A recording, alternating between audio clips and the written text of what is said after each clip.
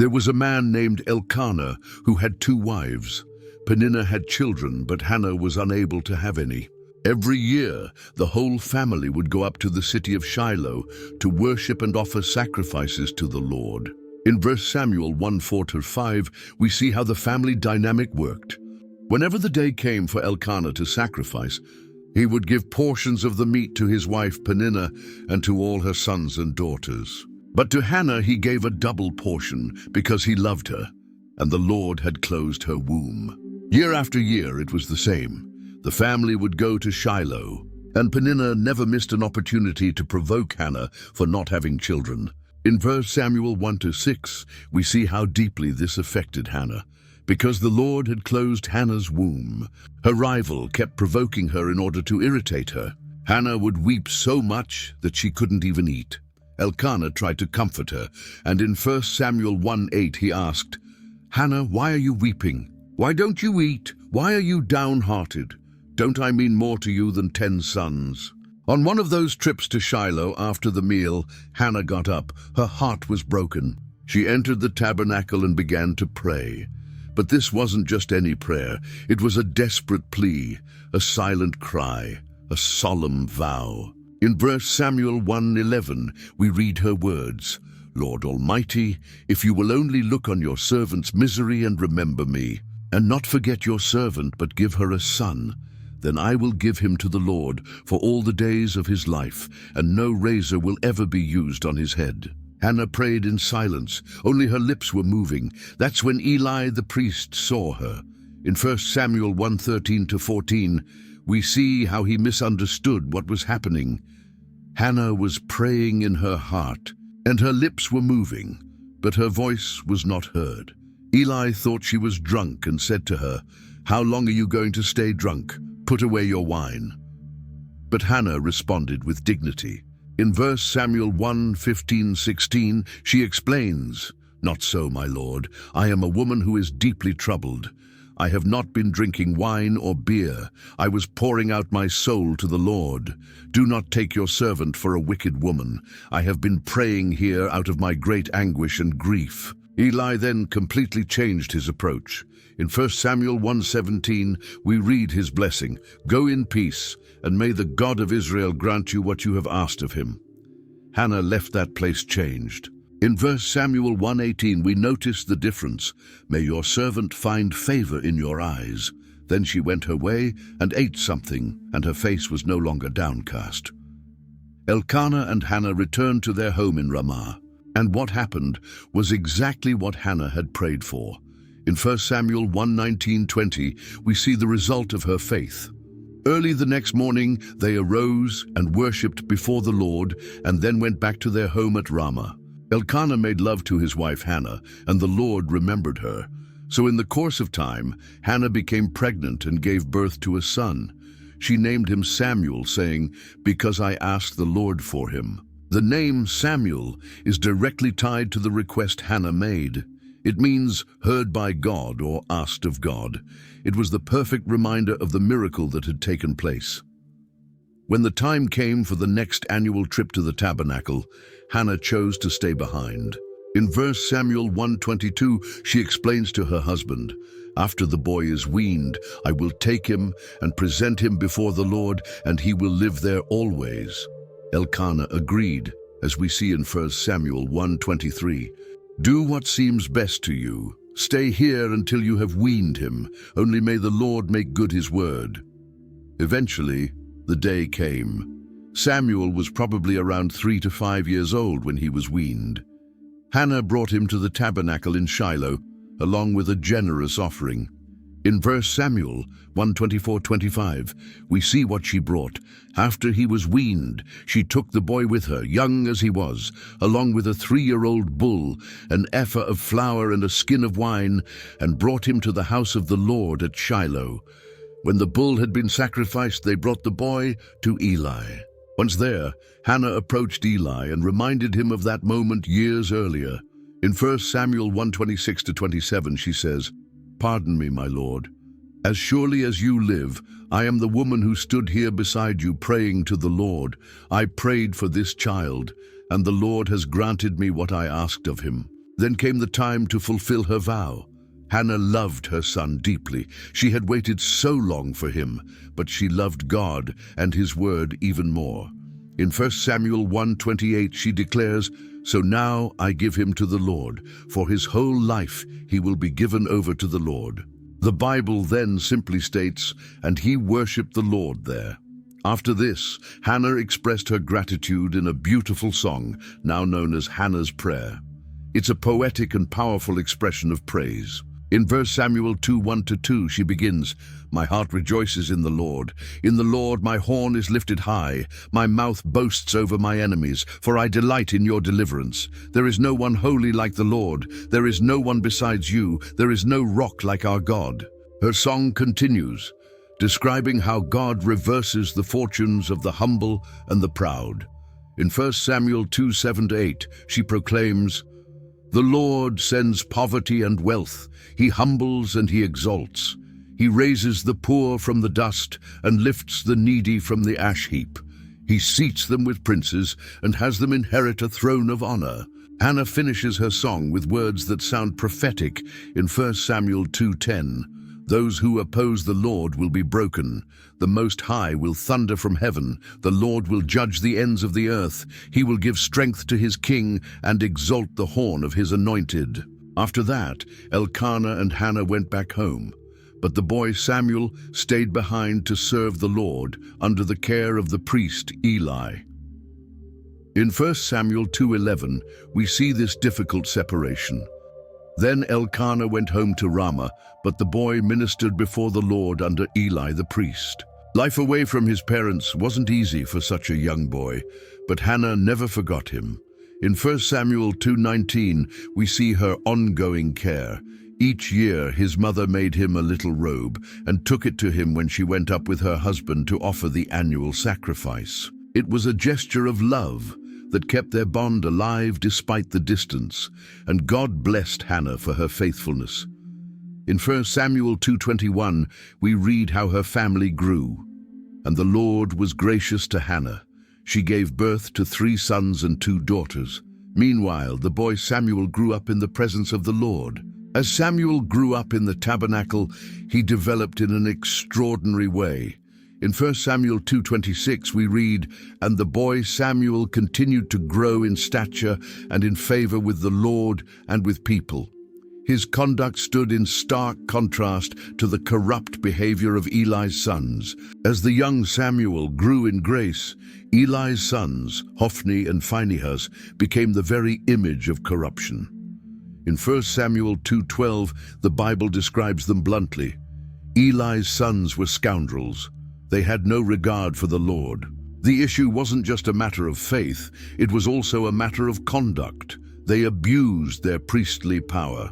In 1 Samuel 2:13-14, we read about their behavior.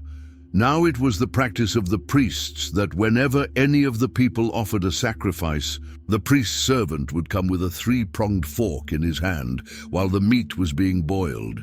He would plunge the fork into the pan or kettle or cauldron or pot, and whatever the fork brought up, the priest would take for himself." But they didn't stop there.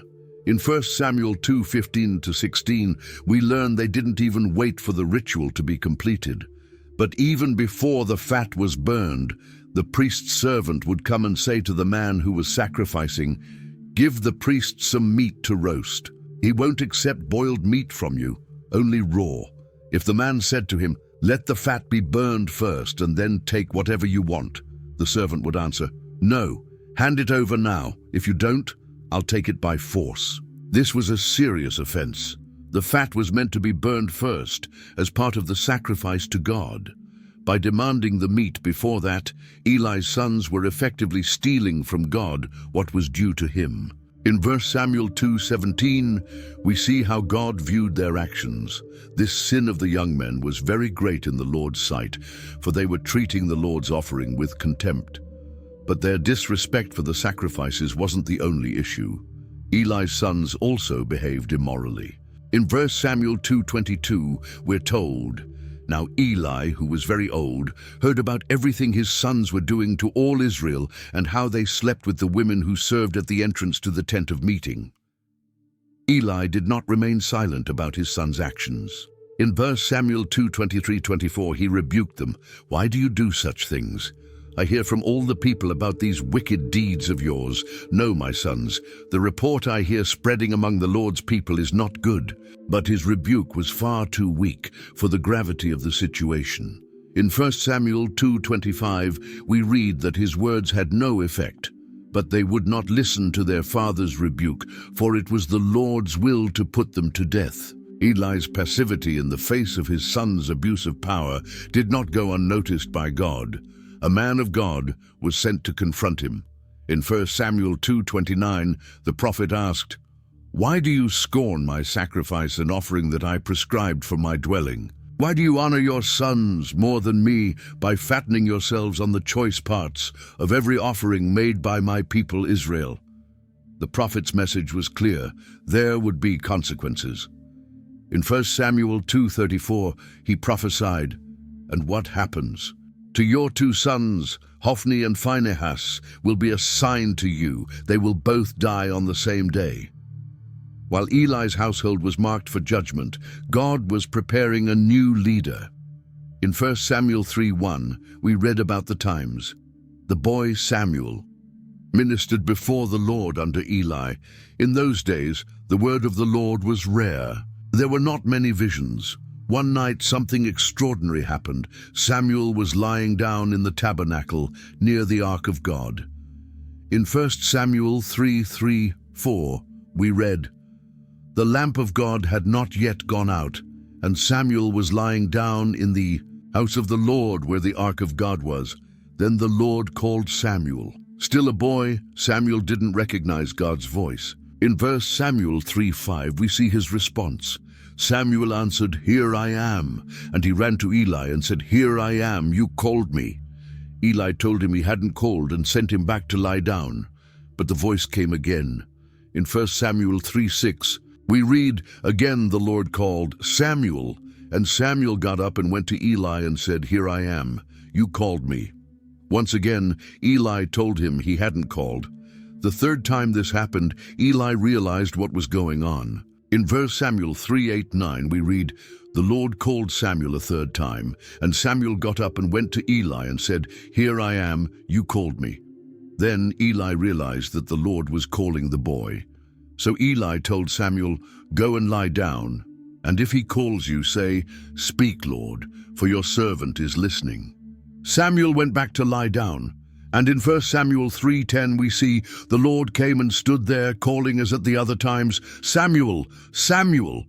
Then Samuel said, 'Speak, for your servant is listening.' It was then that God gave Samuel his first prophetic message. It was a difficult message about the judgment to come upon Eli's house. In 1 Samuel 3:11-12, God says, 'See, I am about to do something in Israel that will make the ears of everyone who hears about it tingle. At that time, I will carry out against Eli everything I spoke against his family, from beginning to end.'" The message went on to explain the reason for the judgment. In 1 Samuel 3:13, God explains, "For I told him that I would judge his family forever because of the sin he knew about. His sons blasphemed God, and he failed to restrain them." The next morning, Samuel was afraid to tell Eli the vision, but in 1 Samuel 3:15-16, we see that Eli insisted Samuel lay down until morning and then opened the doors of the house of the Lord. He was afraid to tell Eli the vision, but Eli called him and said, "Samuel, my son." Samuel answered, "Here I am." Eli then asked Samuel to tell him everything, withholding nothing. In 1 Samuel 3:17-18 we read, "What was it he said to you?" Eli asked. "Do not hide it from me. May God deal with you, be it ever so severely, if you hide from me anything he told you." So Samuel told him everything, hiding nothing from him. Then Eli said, "He is the Lord. Let him do what is good in his eyes." This marked the beginning of Samuel's prophetic ministry. In 1 Samuel 3:19-20, we see how he grew into his calling. The Lord was with Samuel as he grew up, and he let none of Samuel's words fall to the ground. And all Israel from Dan to Beersheba recognized that Samuel was attested as a prophet of the Lord. Time passed, and the word of the Lord continued to come to Samuel. Meanwhile, the nation of Israel was once again facing an old enemy, the Philistines. In 1 Samuel 4:1-2, we see the beginning of the conflict, and Samuel's word came to all Israel. Now the Israelites went out to fight against the Philistines. The Israelites camped at Ebenezer, and the Philistines at Aphek. The Philistines deployed their forces to meet Israel, and as the battle spread, Israel was defeated by the Philistines, who killed about 4,000 of them on the battlefield.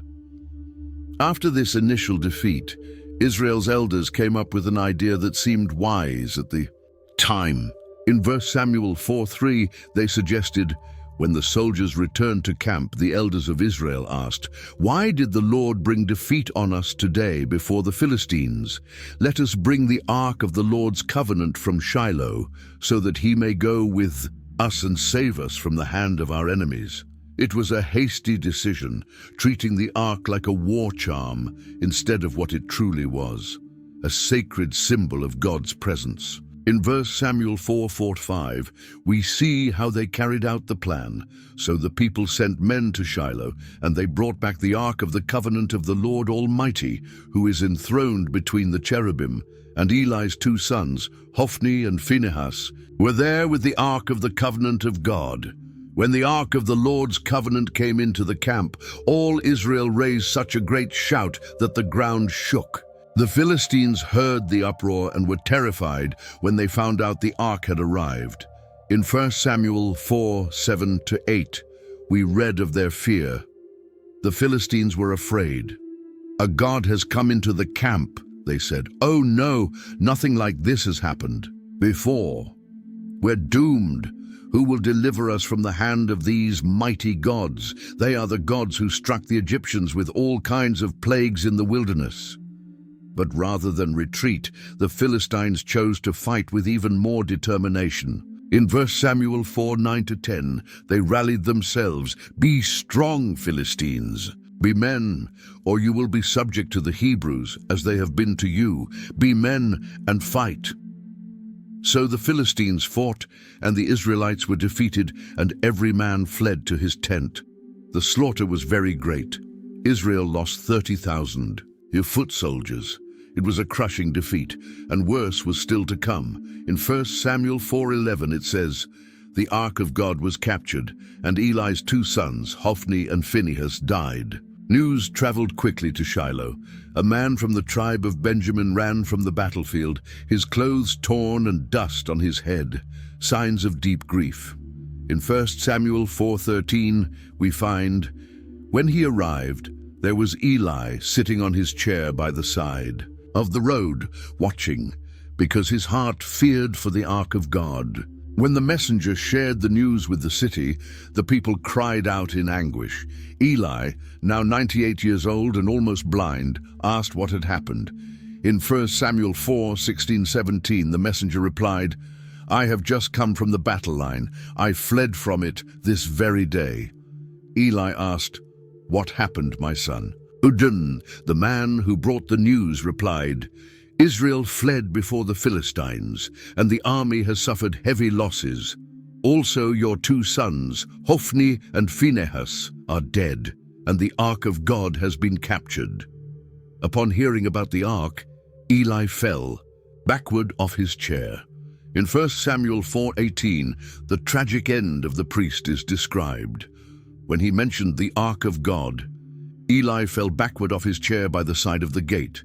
His neck was broken, and he died, for he was an old man and heavy. He had led Israel 40 years, but the tragedy didn't stop there. Eli's daughter-in-law, the wife of Phinehas, was pregnant and near delivery. In 1 Samuel 4:19-20, we read, "The wife of Phinehas, who was pregnant and near the time of delivery, heard the news that the ark of God had been captured and that her father-in-law and her husband were dead. She went into labor and gave birth, but was overcome by her labor pains.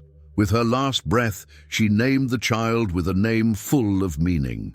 In 1 Samuel 4:21-22, she named the boy Ichabod, saying, "The glory has departed from Israel," because the ark of God had been captured, and because of the deaths of her father-in-law and her husband.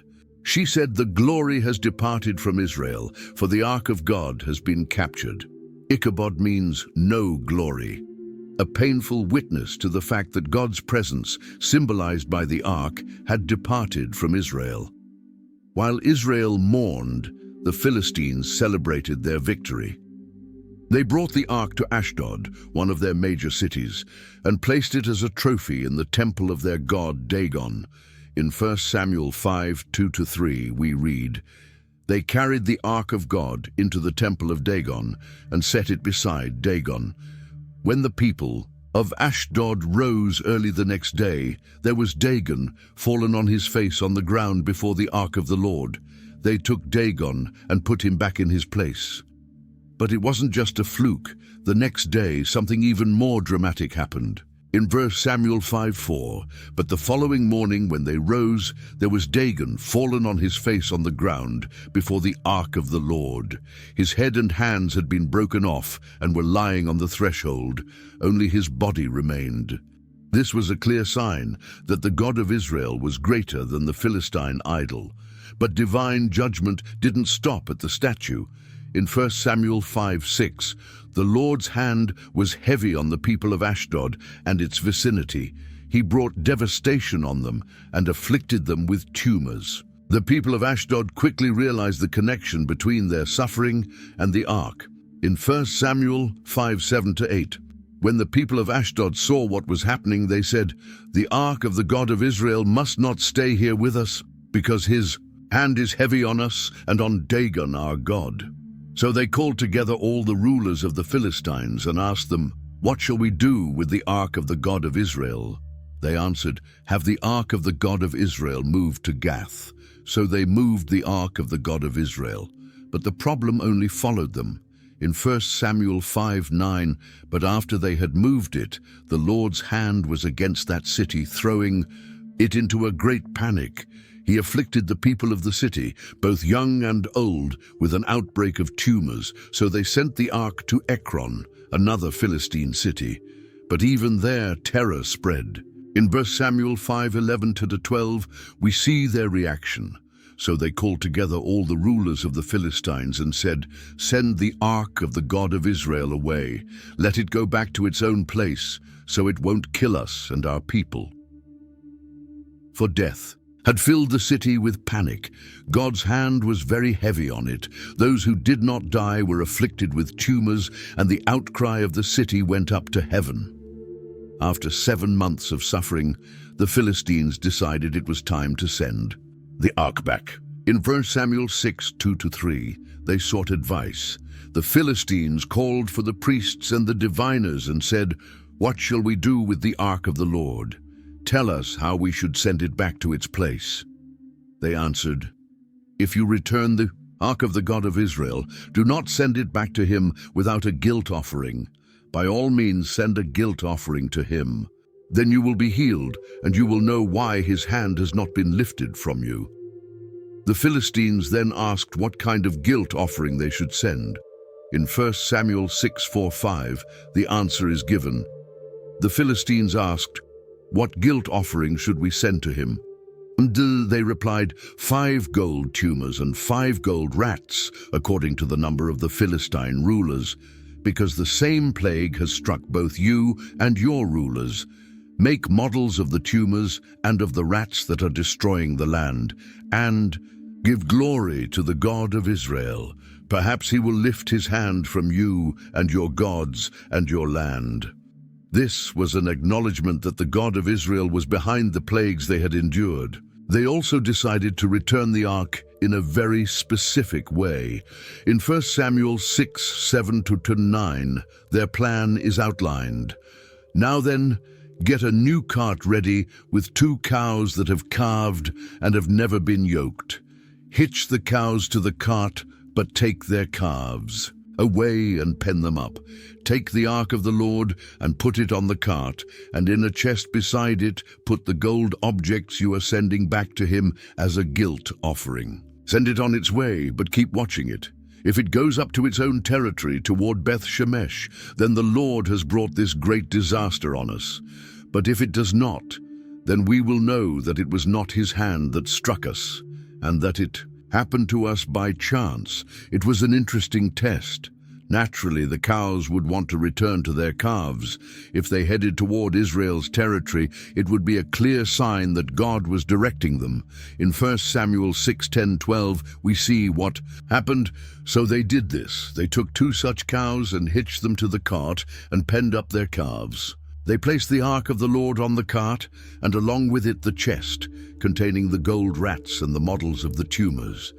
Then the cows went straight up toward Beth Shemesh, keeping on the road and lowing all the way. They did not turn to the right or the left. The rulers of the Philistines followed them as far as the border of Beth Shemesh. That was the final confirmation that everything had truly been the work of the God of Israel. The people of Beth Shemesh were harvesting wheat in the valley when they saw the ark returning. In 1 Samuel 6:13, we read their reaction. Now the people of Beth Shemesh were harvesting their wheat in the valley, and when they looked up and saw the ark, they rejoiced at the sight. The cart came to the field of Joshua of Beth Shemesh and stopped there. In 1 Samuel 6:14-15, we see what happened next. The cart came to the field of Joshua of Beth Shemesh, and there it stopped beside a large rock. The people chopped up the wood of the cart and sacrificed the cows as a burnt offering to the Lord. The Levites took down the ark of the Lord, together with the chest containing the gold objects, and placed them on the large rock. It was a moment of great joy. The ark had returned to Israel, but something terrible was about to happen. Driven by curiosity, some men decided to look inside the ark. In 1 Samuel 6:19, we read the consequences. But God struck down some of the inhabitants of Beth Shemesh, putting 70 of them to death because they looked into the ark of the Lord. The people mourned because of the heavy blow the Lord had dealt them. It was a devastating blow for the community. The ark, which should have been a source of joy, brought death because of a lack of reverence. In 1 Samuel 6:20, we see the people's reaction. And the people of Beth Shemesh asked, "Who can stand in the presence of the Lord, this holy God? To whom will the ark go up from here?" So they decided to send messengers to Kiriath Jearim, asking them to come and take the ark. In 1 Samuel 6:21 we read, "Then they sent messengers to the people of Kiriath Jearim, saying, 'The Philistines have returned the ark of the Lord. Come down and take it up to your town.' The men of Kiriath Jearim came and took the ark. In 1 Samuel 7:1 we read where they brought it. So the men of Kiriath Jearim came and took up the ark of the Lord. They brought it to Abinadab's house on the hill and consecrated Eleazar his son to guard the ark of the Lord. It was a temporary solution, but one that lasted a long time. In 1 Samuel 7:2 we learn just how long. The ark remained at Kiriath Jearim a long time, 20 years in all. Then all the people of Israel turned back to the Lord. The story of the ark reveals an important truth. God's presence is powerful and holy. It cannot be treated lightly, neither by enemies who see it as a trophy, nor by God's own people who forget his holiness. During those 20 years that the ark stayed, in Abinadab's house, Samuel grew up and became Israel's recognized leader. He saw that the people needed spiritual renewal. In 1 Samuel 7:3, we read his call to repentance. So Samuel said to all the Israelites, "If you are returning to the Lord with all your hearts, then rid yourselves of the foreign gods and the Ashtoreths, and commit yourselves to the Lord and serve him only, and he will deliver you out of the hand of the Philistines." The people responded positively. In 1 Samuel 7:4 we read, "So the Israelites put away their Baals and Ashtoreths and served the Lord only." Samuel then organized a large national assembly to confess sins and renew their covenant with God. In 1 Samuel 7:5-6, the details are given. Then Samuel said, "Assemble all Israel at Mizpah, and I will intercede with the Lord for you." When they had assembled at Mizpah, they drew water and poured it out before the Lord. On that day they fasted, and there they confessed, "We have sinned against the Lord." Now Samuel was serving as leader of Israel at Mizpah. It was a powerful moment of national renewal. But when the Philistines heard about the gathering, they saw it as an opportunity to attack. In 1 Samuel 7:7, we read Israel's reaction. When the Philistines heard that the Israelites had assembled at Mizpah, the rulers of the Philistines came up to attack them. When the Israelites heard of it, they were afraid of the Philistines. This time, instead of relying on an external symbol like the ark, they asked for Samuel's intercession. In 1 Samuel 7:8 they pleaded. They said to Samuel, "Do not stop crying out to the Lord our God for us, that he may rescue us from the hand of the Philistines." Samuel responded with a sacrifice and fervent prayer. In 1 Samuel 7:9 we read of his action. Then Samuel took a suckling lamb and sacrificed it as a whole burnt offering to the Lord. He cried out to the Lord on Israel's behalf, and the Lord answered him. God's response was dramatic. In 1 Samuel 7:10 we read, "While Samuel was sacrificing the burnt offering, the Philistines drew near to engage Israel in battle. But that day the Lord thundered with loud thunder against the Philistines and threw them into such a panic that they were routed before the Israelites." It was a spectacular victory, completely different from their earlier defeat. In 1 Samuel 7:11 we see the outcome. The men of Israel rushed out of Mizpah and pursued the Philistines, slaughtering them along the way to a point below Beth-kar. To commemorate this significant victory, Samuel set up a memorial. In 1 Samuel 7:12, we read of his act and his words. "Then Samuel took a stone and set it up between Mizpah and Shen. He named it Ebenezer, saying, 'Thus far the Lord has helped us.'" Ebenezer means stone of help. It was a lasting reminder that the victory came from the Lord, not from human strength or sacred objects. As a result of this triumph, a long period of peace followed. In 1 Samuel 7:13-14, we read about that time. So the Philistines were subdued and did not invade Israelite territory again. Throughout Samuel's lifetime, the hand of the Lord was against the Philistines. The towns from Ekron to Gath that the Philistines had captured from Israel were restored to Israel, and Israel delivered the neighboring territory from the hands of the Philistines. Samuel continued to lead Israel as a judge, traveling each year to settle disputes. In 1 Samuel 7:15-17, we read about his routine. Samuel continued as Israel's leader all the days of his life. From year to year, he went on a circuit from Bethel to Gilgal to Mizpah, judging Israel in all those places. But he always went back to Ramah, where his home was, and there he also held court for Israel, and he built an altar there to the Lord. Years went by and Samuel grew old. His hair turned white, his steps slowed, and he realized he couldn't lead Israel forever. So he decided to appoint his sons as judges. In 1 Samuel 8:1-2, we read of this transition. When Samuel grew old, he appointed his sons as Israel's leaders. The name of his firstborn was Joel, and the name of his second was Abijah, and they served at Beersheba. It seemed like a good idea. Who better to continue his work than his own sons? But something went wrong. Samuel's sons didn't follow his example.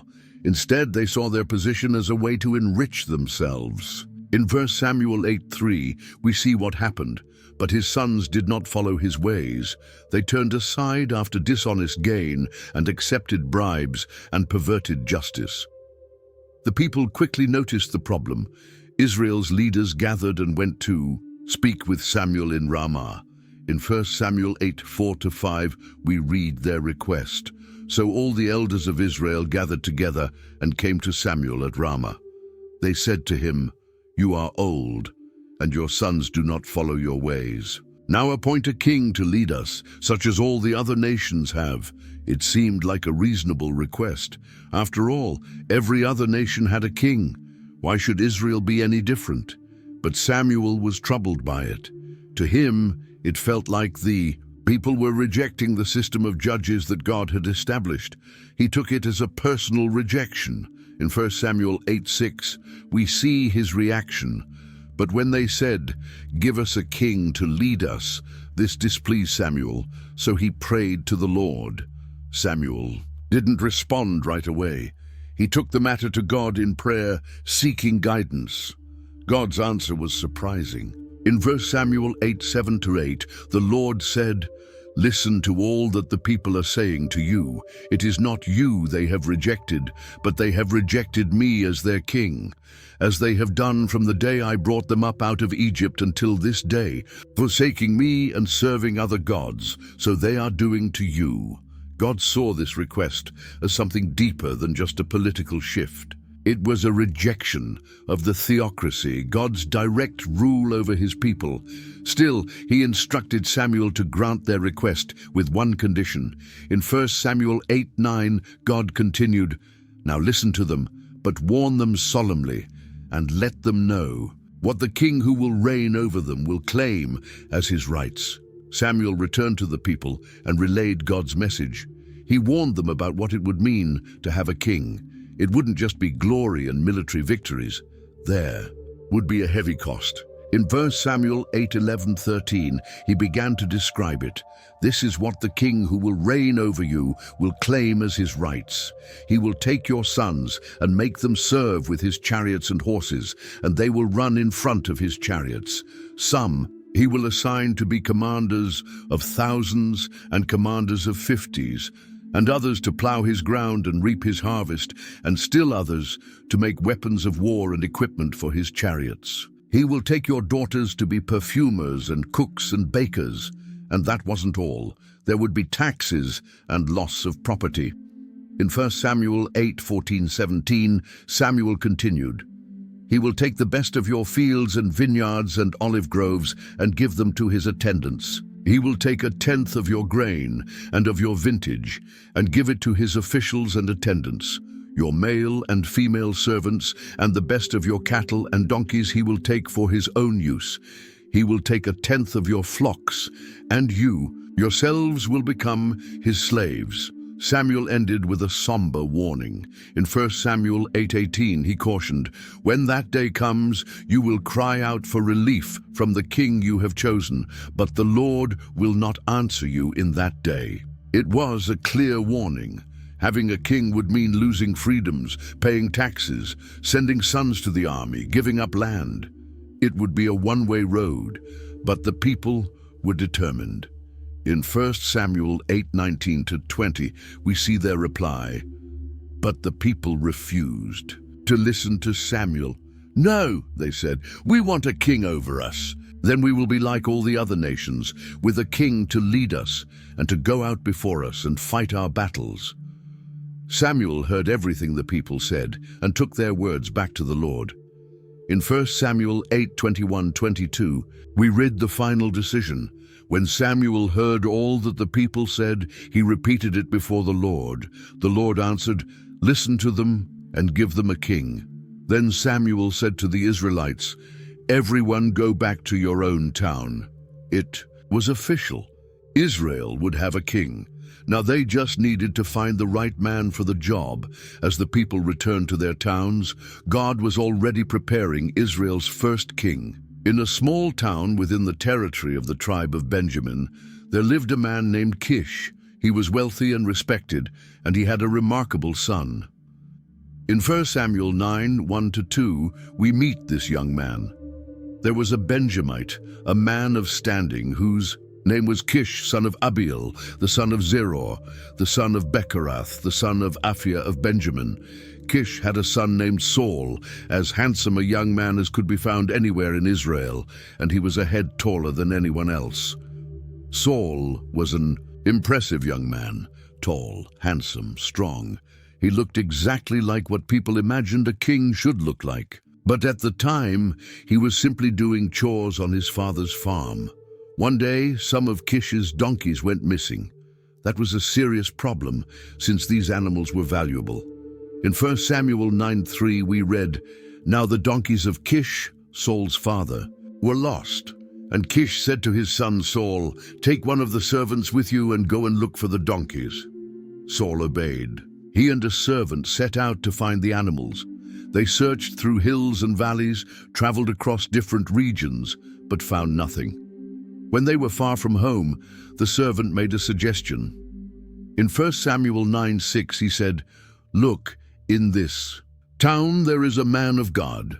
He is highly respected, and everything he says comes true. Let's go there now. Perhaps he will tell us what way to take.'" He was talking about Samuel, who often traveled to different towns to judge the people. Saul liked the idea, but he had a practical concern. In 1 Samuel 9:7 he asked, "But if we go, what can we give the man? The food in our sacks is gone. We have no gift to take to the man of God. What do we have?" It was customary to bring a gift when seeking advice from a prophet, but the servant had a solution. In 1 Samuel 9:8 he replied, "Look, I have a quarter of a shekel of silver. I will give it to the man of God so that he will tell us what way to take." It was a small amount, but enough to show respect. As they entered the town, they came across some young women who were going out to draw water. Saul asked them about the seer, as prophets were called in those days. The girls told him that Samuel had just arrived for a special ceremony on the high place, where people would gather for sacrifice and a feast. What Saul didn't know was that his search for lost donkeys was about to change his life forever. The day before, God had already spoken to Samuel. In 1 Samuel 9:15-16 we read, "Now the day before Saul came, the Lord had revealed this to Samuel. 'About this time tomorrow, I will send you a man from the land of Benjamin. Anoint him ruler over my people Israel. He will deliver them from the hand of the Philistines. I have looked on my people, for their cry has reached me.'" When Samuel saw Saul, he immediately knew he was the one. In 1 Samuel 9:17, when Samuel caught sight of Saul, the Lord said to him, "This is the man I spoke to you about. He will govern my people." Saul approached Samuel, having no idea who he was or what was about to happen. In 1 Samuel 9:18, he asked innocently, "Please tell me where the seer's house is." Samuel answered, "I am the seer.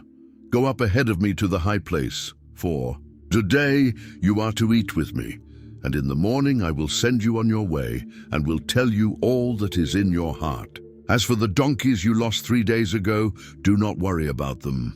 They have been found." Then Samuel said something that left Saul completely bewildered.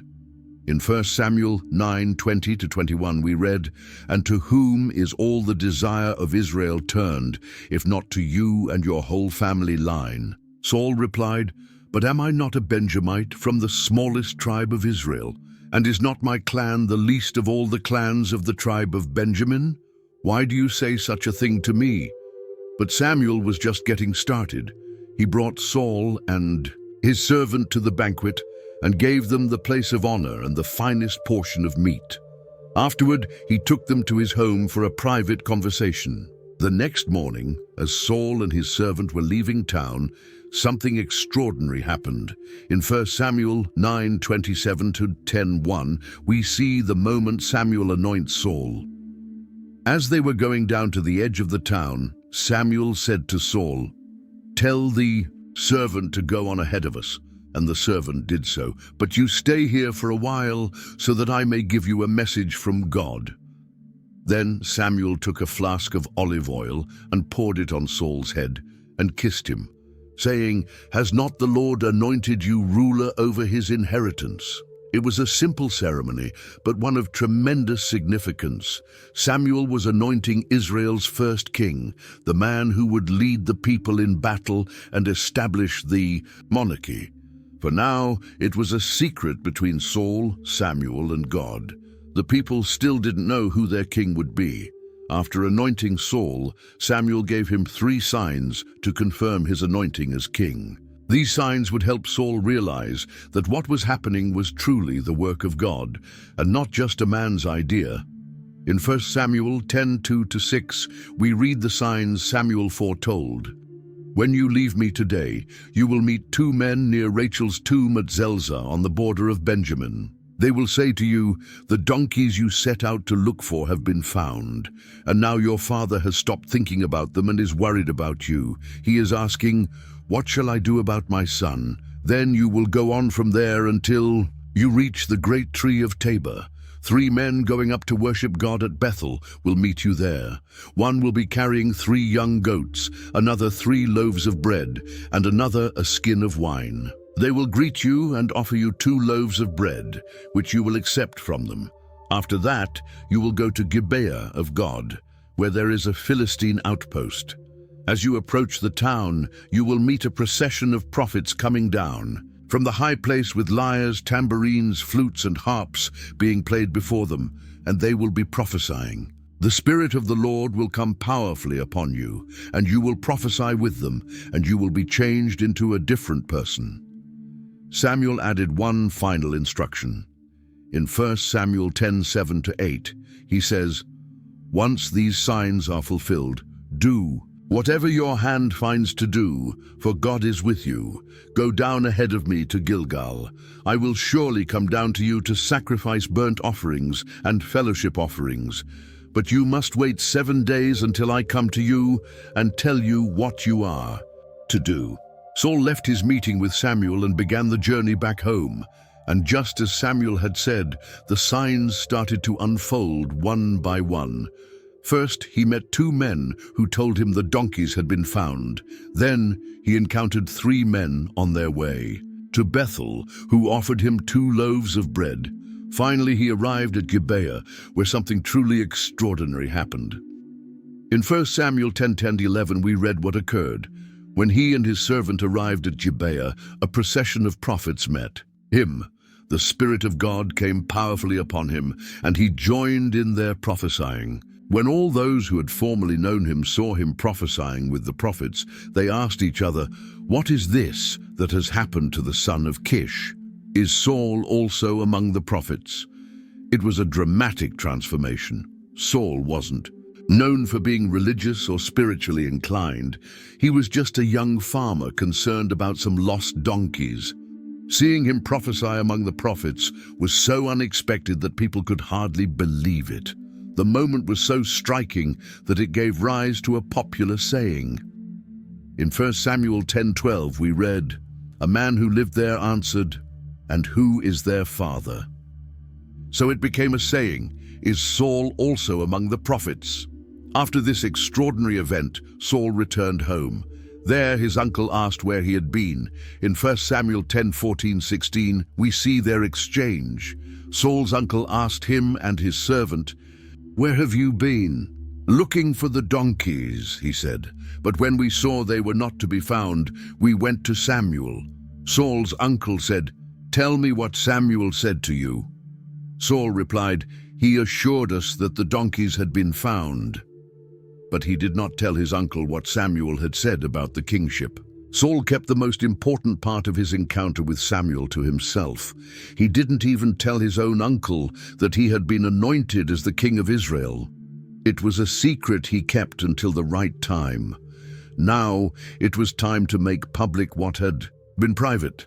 Samuel called the people together for an assembly at Mizpah. In 1 Samuel 10:17-19, we read how he began his speech.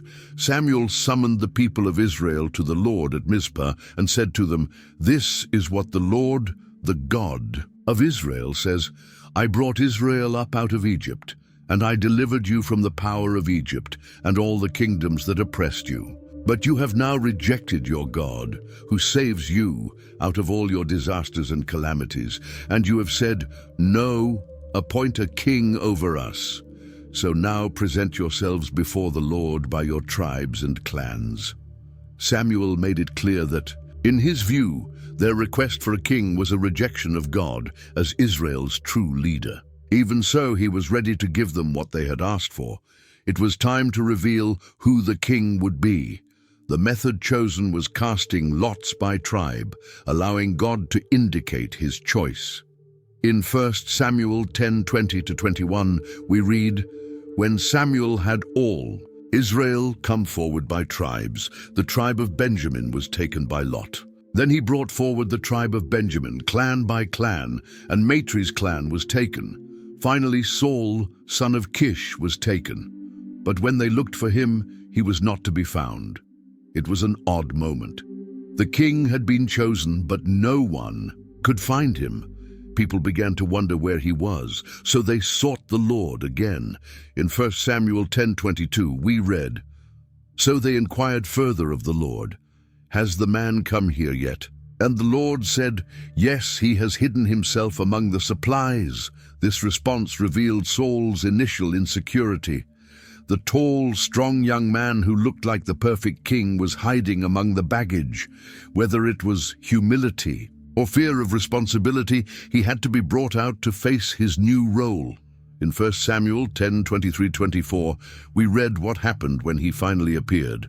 They ran and brought him out, and as he stood among the people, he was a head taller than any of the others.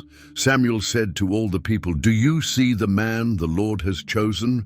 There is no one like him among all the people." Then the people shouted, "Long live the king!" Samuel then explained to the people the rights and duties of kingship, writing them down in a book and placing it before the Lord. He dismissed the people to return home. Saul also returned to Gibeah, accompanied by valiant men whose hearts God had touched to support him.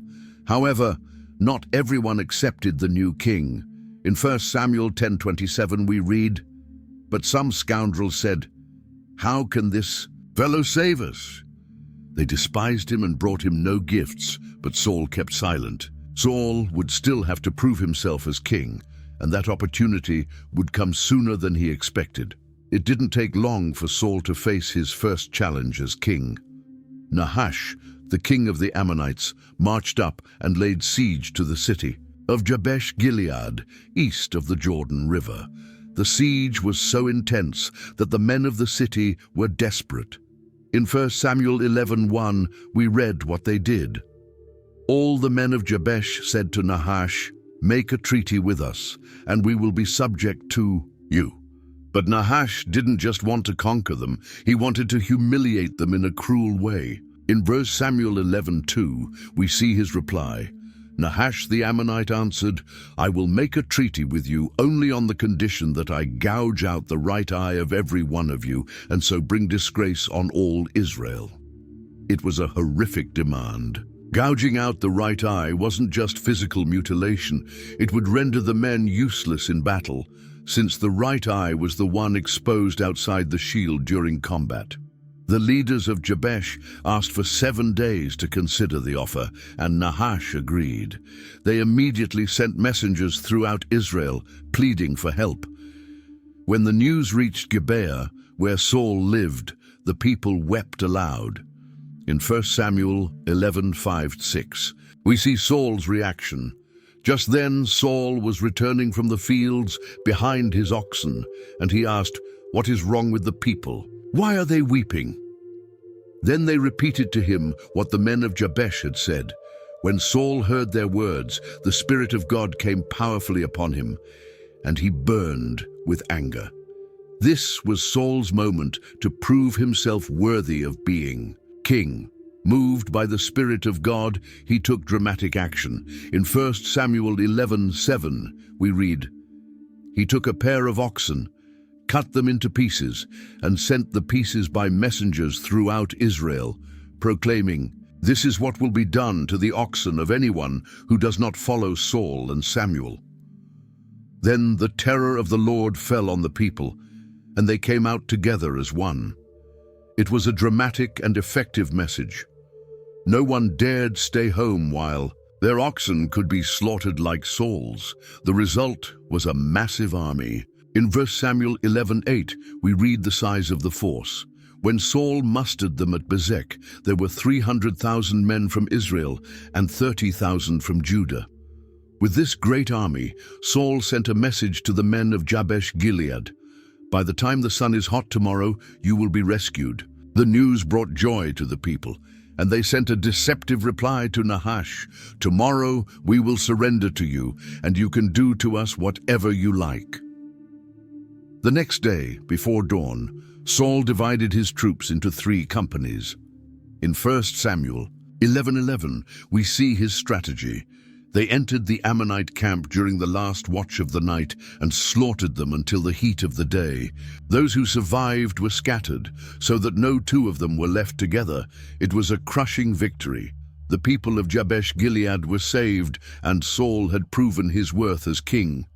Some wanted to execute the men who had previously doubted Saul, but he responded with mercy. In 1 Samuel 11:13, Saul said, "No one will be put to death today, for this day the Lord has rescued Israel." This victory solidified Saul's authority as king.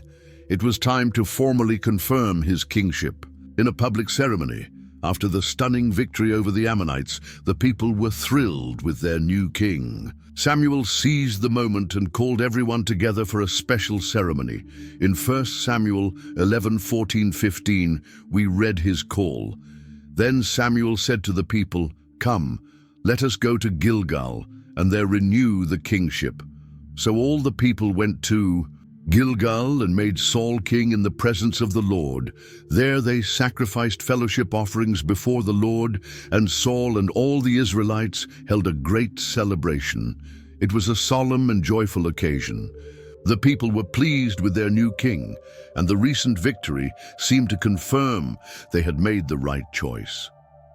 But for Samuel, it was also a moment of transition. He was handing over the political leadership of the nation to Saul, though he would remain Israel's spiritual leader and prophet. Samuel used the occasion to deliver a farewell speech as judge of Israel. It was a chance to reflect on the past and give guidance for the future. In 1 Samuel 12:1-3, he began, "Samuel said to all Israel, I have listened to everything you said to me and have set a king over you. Now you have a king as your leader. As for me, I am old and gray, and my sons are here with you. I have been your leader from my youth until this day. Here I stand. Testify against me in the presence of the Lord and his anointed. Whose ox have I taken? Whose donkey have I taken? Whom have I cheated? Whom have I oppressed? From whose hand have I accepted a bribe to shut my eyes? If I have done any of these things, I will make it right." The people acknowledged Samuel's integrity. Despite the failures of his sons, he himself had been an honest and just leader. Samuel then reminded them of how God had rescued them from Egypt and cared for them throughout the years. He mentioned the judges God had raised up to deliver them from enemies whenever they repented of their sins. Then Samuel gave a serious warning. In 1 Samuel 12:14-15, he said, "If you fear the Lord and serve and obey him and do not rebel against his commands, and if both you and the king who reigns over you follow the Lord your God, good. But if you do not obey the Lord, and if you rebel against his commands, his hand will be against you, as it was against your ancestors." To emphasize his message, Samuel asked God for a sign. In 1 Samuel 12:16-18, we see what happened. "Now, then stand still and see this great thing the Lord is about to do before your eyes. Is it not wheat harvest now? I will call on the Lord to send thunder and rain, and you will realize what an evil thing you did in the eyes of the Lord when you asked for a king." Then Samuel called on the Lord, and that same day the Lord sent thunder and rain. So all the people stood in awe of the Lord and of Samuel. It was a powerful sign. Rain during the wheat harvest was rare and could damage the crops. Thunder symbolized God's power. It was a reminder that even though they now had a human king, Israel's true king was still God. The people were frightened and asked Samuel to pray for them. Samuel reassured them, but he emphasized the importance of serving God with all their hearts. In 1 Samuel 12:24-25, he concludes, "Only fear the Lord and serve him faithfully with all your heart." Consider what great things he has done for you. Yet if you persist in doing evil, both you and your king will be swept away." With that, a new model of leadership began in Israel. The king, the prophet, and the people, all under the divine covenant. Saul was the king, responsible for political and military leadership. Samuel was the prophet, representing the voice of God, and the people were responsible for obeying God and following their leaders as long as those leaders followed the Lord. In the 3rd year of his reign, Saul began forming a standing army. In 1 Samuel 13, 1-2, we see his initial strategy. Saul was 30 years old when he became king, and he reigned over Israel 42 years. Saul chose 3,000 men from Israel. 2,000 were with him at Michmash and in the hill country of Bethel, and 1,000 were with Jonathan at Gibeah in Benjamin. The rest of the men he sent back to their homes. Saul was preparing to face Israel's greatest enemy, the Philistines. They dominated the Mediterranean coast and had garrisons throughout Israelite territory. The Philistine occupation was so extensive that they even controlled weapon production. In 1 Samuel 13, 19, 20, we see this situation. Not a blacksmith could be found in the whole land of Israel, because the Philistines had said, "Otherwise the Hebrews will make swords or spears." So all Israel went down to the Philistines to have their plow points, mattocks, axes, and sickles sharpened. In a bold move, Jonathan, Saul's son, attacked the Philistine garrison at Gibeah. In 1 Samuel 13, 3-4, we see how that escalated things. Jonathan attacked the Philistine outpost at Gibeah, and the Philistines heard about it. Then Saul had the trumpet blown throughout the land and said, "Let the Hebrews hear." So all Israel heard the news.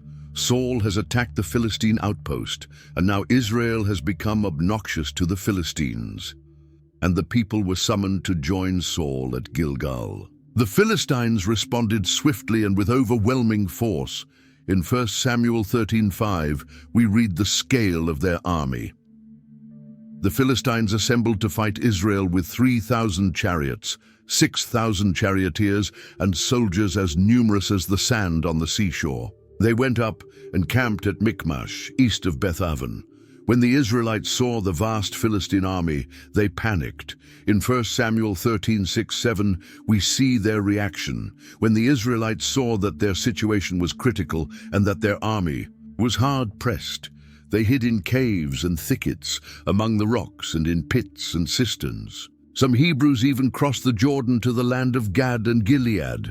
The mass desertion put Saul in a difficult position. Samuel had arranged to meet him at Gilgal, where he would offer sacrifices before the battle. In 1 Samuel 13:8 we read, "He waited 7 days, the time set by Samuel. But Samuel did not come to Gilgal, and Saul's men began to scatter." Saul was desperate.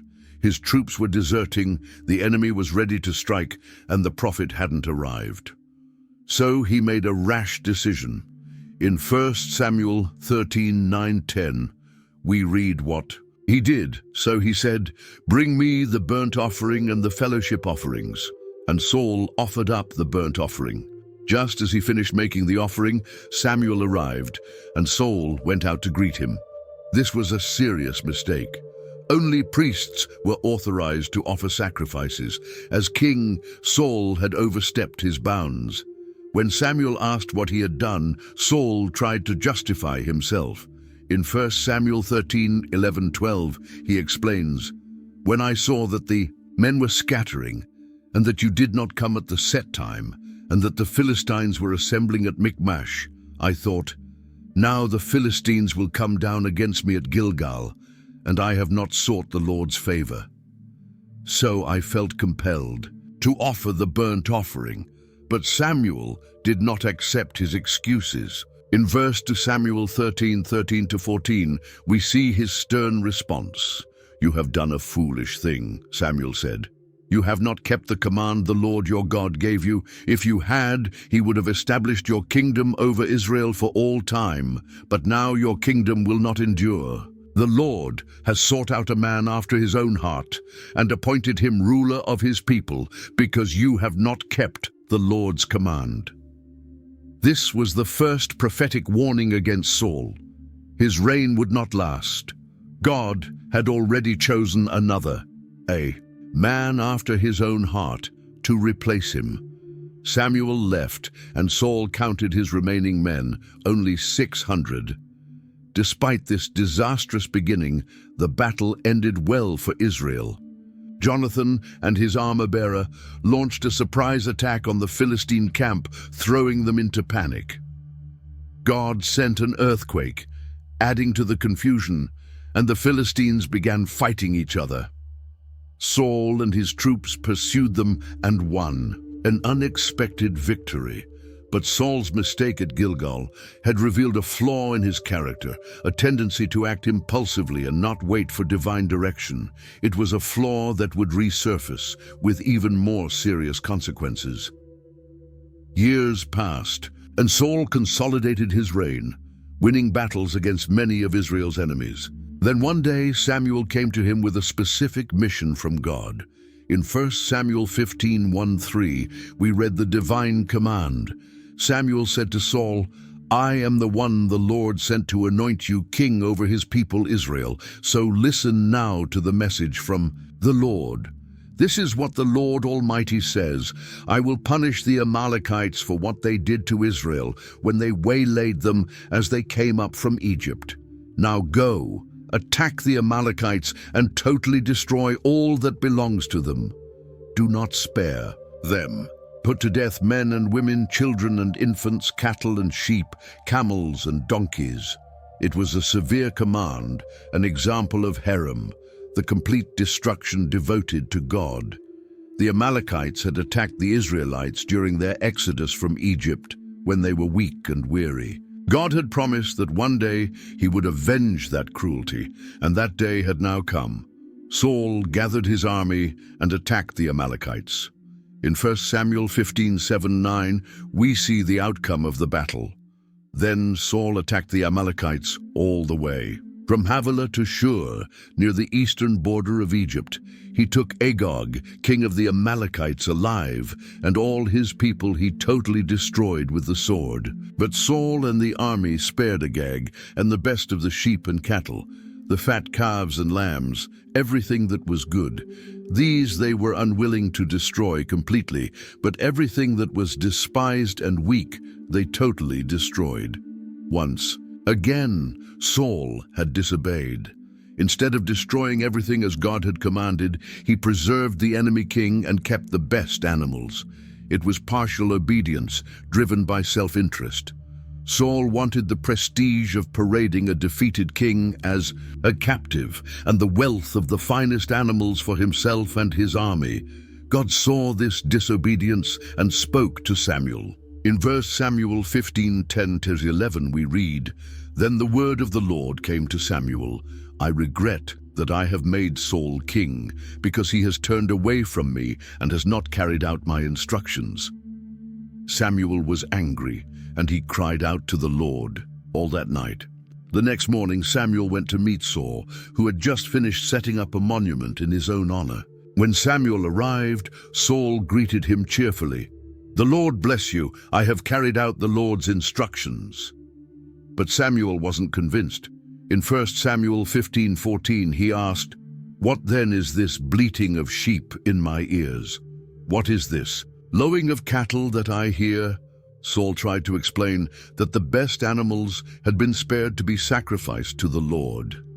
But Samuel rejected the excuse. In 1 Samuel 15:22-23, he made a prophetic declaration that would become well known. But Samuel replied, "Does the Lord delight in burnt offerings and sacrifices as much as in obeying the Lord? To obey is better than sacrifice, and to heed is better than the fat of rams. For rebellion is like the sin of divination, and arrogance like the evil of idolatry. Because you have rejected the word of the Lord, he has rejected you as king." Finally, Saul admitted his wrongdoing.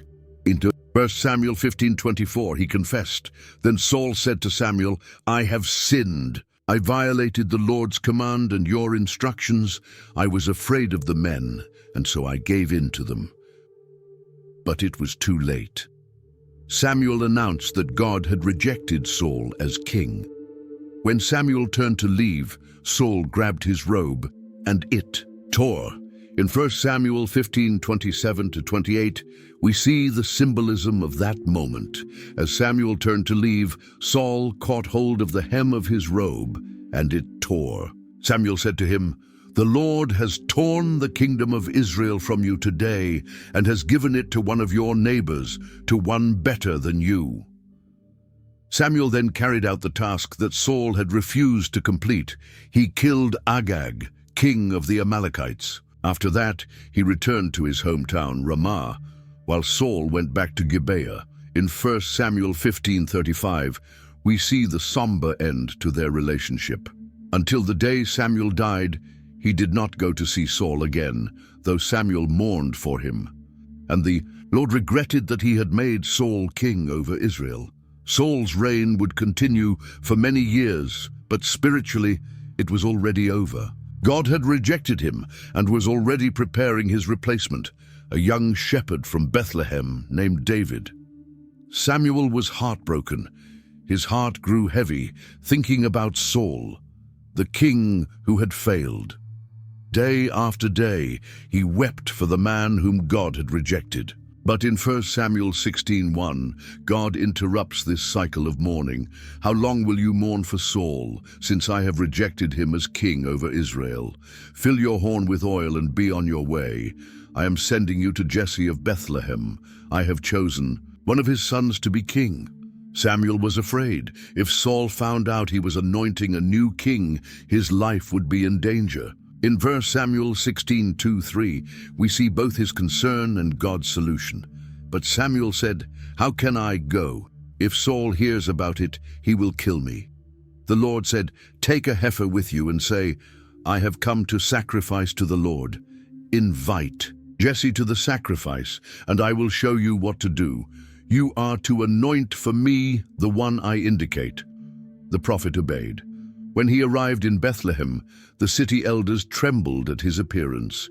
In 1 Samuel 16:4, we read their reaction. The elders of the town trembled when they met him. They asked, Do you come in peace? Samuel replied, Yes, in peace. I have come to sacrifice to the Lord. Samuel consecrated Jesse and his sons and invited them to the sacrifice. Then he asked to see Jesse's sons one by one. The first to appear was Eliab, tall and handsome. Samuel thought, Surely this is the one the Lord has chosen. But in 1 Samuel 16:7, God corrected Samuel's human judgment. But the Lord said to Samuel, Do not consider his appearance or his height, for I have rejected him. The Lord does not look at the things people look at. People look at the outward appearance, but the Lord looks at the heart. Jesse had 7 of his sons pass before Samuel, and for each one, Samuel said, The Lord has not chosen this one. Confused, Samuel asked Jesse in 1 Samuel 16:11, Are these all the sons you have? There is still the youngest, Jesse answered, but he is tending the sheep. Send for him, Samuel said. We will not sit down until he arrives. So they sent for the boy who had been forgotten in the fields. In 1 Samuel 16:12-13, we witness his arrival. So Jesse sent for him and had him brought in. He was glowing with health and had a fine appearance and handsome features. Then the Lord said, Rise and anoint him. This is the one. So Samuel took the horn of oil and anointed him in the presence of his brothers. And from that day on, the Spirit of the Lord came powerfully upon David. It was a simple ceremony, no drums or trumpets, just an old prophet pouring oil on the head of a young shepherd. But in that moment, the fate of an empire was sealed. The shepherd of sheep would become the shepherd of a nation, though the path to the throne would be long and full of danger. While God was preparing David to become king, something was happening.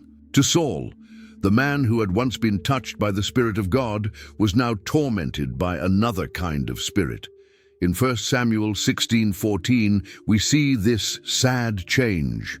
Now the Spirit of the Lord had departed from Saul, and an evil spirit from the Lord tormented him.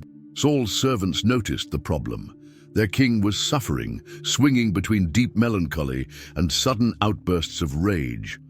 They suggested a solution in 1 Samuel 16:15-16. Saul's attendants said to him, "See, an evil spirit from God is tormenting you. Let our Lord command his servants here to search for someone who can play the harp. He will play when the evil spirit from God comes on you, and you will feel better." Saul agreed, and one of his servants mentioned a young man he knew. In 1 Samuel 16-18, we see the first description of David at court. One of the servants answered, "I have seen a son of Jesse of Bethlehem who knows how to play the harp. He is a brave man and a warrior. He speaks well and is a fine-looking man, and the Lord is with him." Saul then sent messengers to Jesse, asking him to send his son, in 1 Samuel 16:19-20. So Saul sent messengers to Jesse and said, "Send me your son David, who is with the sheep." So Jesse took a donkey loaded with bread, a skin of wine, and a young goat, and sent them with his son David to Saul. David arrived and began serving in the royal court. Whenever the evil spirit came upon Saul, the young man would play his harp, and the king would find relief. In 1 Samuel 23, we see the power of music. Whenever the Spirit from God came on Saul, David would take up his harp and play. Then relief would come to Saul. He would feel better, and the evil spirit would leave him. This marked the beginning of a strange period in David's life. He was the Lord's anointed, the future king of Israel.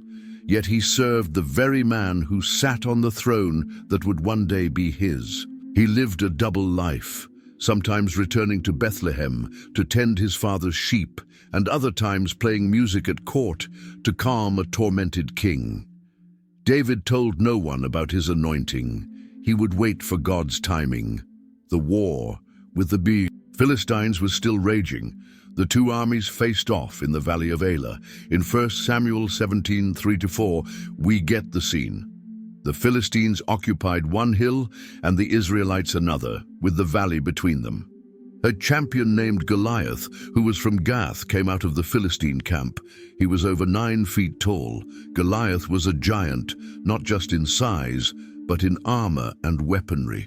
In 1 Samuel 17:5-7, he wore a bronze helmet and a coat of scale armor of bronze, weighing 5,000 shekels. On his legs he wore bronze greaves, and a bronze javelin was slung on his back. His spear shaft was like a weaver's rod, and its iron point weighed 600 shekels. His shield-bearer went ahead of him. For 40 days, every morning and evening, Goliath taunted the army of Israel. In 1 Samuel 17:8-10, we hear his challenge. Goliath stood and shouted to the ranks of Israel, "Why do you come out and line up for battle? Am I not a Philistine, and are you not the servants of Saul? Choose a man and have him come down to me. If he is able to fight and kill me, we will become your subjects. But if I overcome him and kill him, you will become our subjects and serve us." Then the Philistine said, "This day I defy the armies of Israel. Give me a man, and let us fight each other."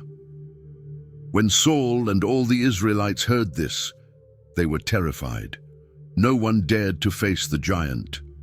Meanwhile, far away, David was, still tending his father's sheep. His 3 oldest brothers had joined Saul's army. One day, Jesse called David. In 1 Samuel 17:17-18, we see his request. Jesse said to his son David, "Take this ephah of roasted grain and these 10 loaves of bread for your brothers, and hurry to their camp. Take along these 10 cheeses to the commander of their unit. See how your brothers are, and bring back some assurance from them." David rose early the next morning and left the sheep with another shepherd. He reached the camp just as the army was going out to their battle positions, shouting the war cry.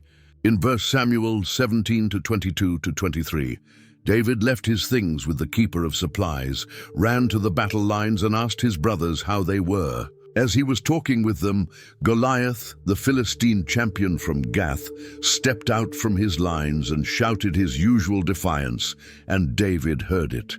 When the Israelites saw Goliath, they fled in fear. David asked what would be given to the man who defeated the Philistine and removed this disgrace from Israel. The soldiers explained that the king had promised great wealth, his daughter in marriage, and tax exemption for the winner's family. David's oldest brother, Eliab, overheard the conversation and became angry. In verse Samuel 17:28, he rebuked David. "Why have you come down here? And with whom did you leave those few sheep in the wilderness? I know how conceited you are and how wicked your heart is. You came down only to watch the battle." But David wasn't intimidated. He kept asking about the reward until word reached Saul, who sent for him. In verse Samuel 17:32, David shows his courage. David said to Saul, "Let no one lose heart on account of this Philistine. Your servant will go and fight him." Saul tried to talk him out of it. "You are not able to go out against this Philistine and fight him. You are only a young man, and he has been a warrior from his youth." But David told the king how he had defended his father's flock from lions and bears. In 1 Samuel 17:36-37, he declares his faith. "Your servant has killed both the lion and the bear. This uncircumcised Philistine will be like one of them, because he has defied the armies of the living God. The Lord who rescued me from the paw of the lion and the paw of the bear will rescue me from the hand of this Philistine." Convinced, Saul said, "Go, and the Lord be with you." Saul offered David his own armor, but after trying it on, David realized he couldn't move in it. In 1 Samuel 17:39-40, we see his weapon of choice. David said, "I cannot go in these because I am not used to them." So he took them off. Then he took his staff in his hand, chose 5 smooth stones from the stream, put them in the pouch of his shepherd's bag, and with his sling in his hand, approached the Philistine. And so David stepped forward to face the giant, armed with nothing but a staff, a sling, and 5 smooth stones. The contrast couldn't have been more striking. On one side stood Goliath, nearly 3 meters tall, clad in armor, wielding heavy weapons, and with a shield-bearer before him. On the other side, a young shepherd in simple clothes, carrying a staff, a sling, and 5 stones in a pouch. David, the youngest and smallest of Jesse's 8 sons, facing off against the Philistines' champion. When Goliath saw David approaching, he was outraged. In verse Samuel 17:42-44, we read of his contempt. When the Philistine looked and saw David, he despised him because he was just a boy, ruddy and handsome, and he said, "Am I a dog that you come at me with sticks?" And the Philistine cursed David by his gods. "Come here," he said, "and I'll give your flesh to the birds and the wild animals." But David wasn't intimidated. His response made it clear that this wasn't just a duel between 2 men. It was a clash of worldviews, a battle between 2 kinds of faith. In verse Samuel 17:45-47, David boldly declared, "You come against me with sword and spear and javelin, but I come against you in the name of the Lord of hosts, the God of the armies of Israel, whom you have defied. This day the Lord will deliver you into my hands, and I'll strike you down and cut off your head. Today I will give the carcasses of the Philistine army to the birds and the wild animals, and the whole world will know that there is a God in Israel. And all those gathered here will know that it is not by sword or spear that the Lord saves. For the battle is the Lord's, and he will give all of you into our hands." As Goliath moved into attack, David ran quickly toward the battle line to meet him. In verse Samuel 17:48-49, we see the decisive action. As the Philistine came closer to attack him, David ran quickly toward the battle line to meet him. Reaching into his bag, he took out a stone, slung it, and struck the Philistine on the forehead. The stone sank into his forehead, and he fell face down on the ground. And so David defeated the Philistine with a sling and a single stone. He didn't even need the other 4 he had picked up, but the battle wasn't quite over yet. In verse Samuel 17:50-51, we read how it ended. So David triumphed over the Philistine with a sling and a stone. Without a sword in his hand, he struck down the Philistine and killed him. David ran and stood over him. He took hold of the Philistine's sword, drew it from the sheath, and after he killed him, he cut off his head with the sword. When the Philistines saw that their champion was dead, they panicked and fled. In 1 Samuel 17:52, the Israelites' response is recorded. Then the men of Israel and Judah surged forward with a shout and pursued the Philistines to the entrance of Gath and to the gates of Ekron. Their dead were strewn along the Shaaraim road to Gath and Ekron. It was a stunning, unexpected victory. A young shepherd had defeated the mightiest warrior of the enemy army, triggering a total rout. When the Israelites returned from chasing the Philistines, they looted the enemy camp. David took Goliath's head and brought it to Jerusalem, and he kept the giant's weapons in his own tent, a trophy of victory, a reminder of what God had done through him. After his triumph over Goliath, David was brought before Saul. In 1 Samuel 18:1-3, we see the beginning of an extraordinary friendship. After David had finished talking with Saul, Jonathan became one in spirit with David, and he loved him as himself. From that day, Saul kept David with him and did not let him return to his father's house. And Jonathan made a covenant with David because he loved him as himself. This friendship between the king's son and the future king would last a lifetime. As a sign of their bond, Jonathan gave David meaningful gifts. In 1 Samuel 18:4, it says, Jonathan took off the robe he was wearing and gave it to David, along with his tunic and even his sword, his bow, and his belt. David succeeded in everything Saul asked him to do, so the king placed him in command of the army, a decision that pleased the people and Saul's officers alike. But trouble was just around the corner. When the army returned home after the victory over the Philistines, women came out from every town in Israel to greet King Saul. In 1 Samuel 18:6-7, we read what happened next. When the men were returning home after David had killed the Philistine, the women came out from all the towns of Israel to meet King Saul with singing and dancing, with joyful songs, and with tambourines and lutes. As they danced, they sang, "Saul has slain his thousands and David his tens of thousands." This song infuriated Saul. In 1 Samuel 18:8-9, Saul was very angry. This refrain displeased him greatly. They have credited David with tens of thousands, he thought, but me with only thousands. What more can he get but the kingdom? And from that time on, Saul kept a jealous eye on David. The next day, an evil spirit came upon Saul, and he began to rave inside his house. David, as usual, played the harp to soothe him, but this time was different. In 1 Samuel 18:10-11. The next day, an evil spirit from God came forcefully on Saul. He was prophesying in his house, while David was playing the harp as he usually did. Saul had a spear in his hand and hurled it, saying to himself, "I'll pin David to the wall." But David eluded him twice. Saul feared David because he knew the Lord had left him and was now with David. So he removed David from his presence and made him commander over 1,000 troops, hoping he'd die in battle. In 1 Samuel 18:13-14, so he sent David away from him and gave him command over 1,000 men, and David led the troops in their campaigns. In everything he did, he had great success, because the Lord was with him. When Saul saw how successful David was, he became even more afraid. But all Israel and Judah loved David, because he led them so well in battle. Then Saul came up with another plan.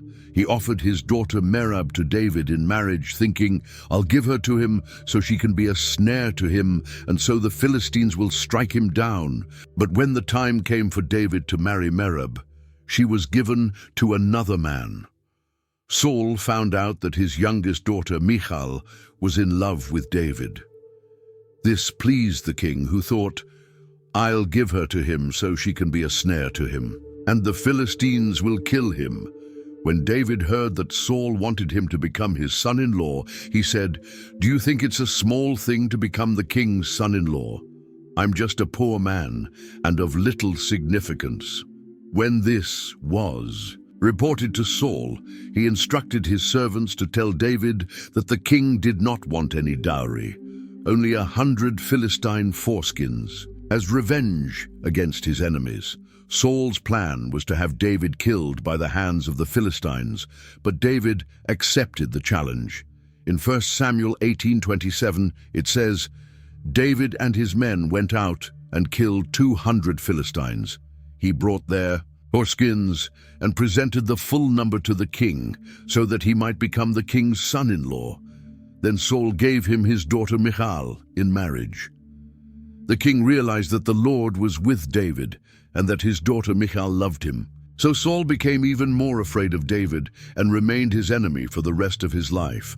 Saul spoke to Jonathan and all his officials about his plan to kill David.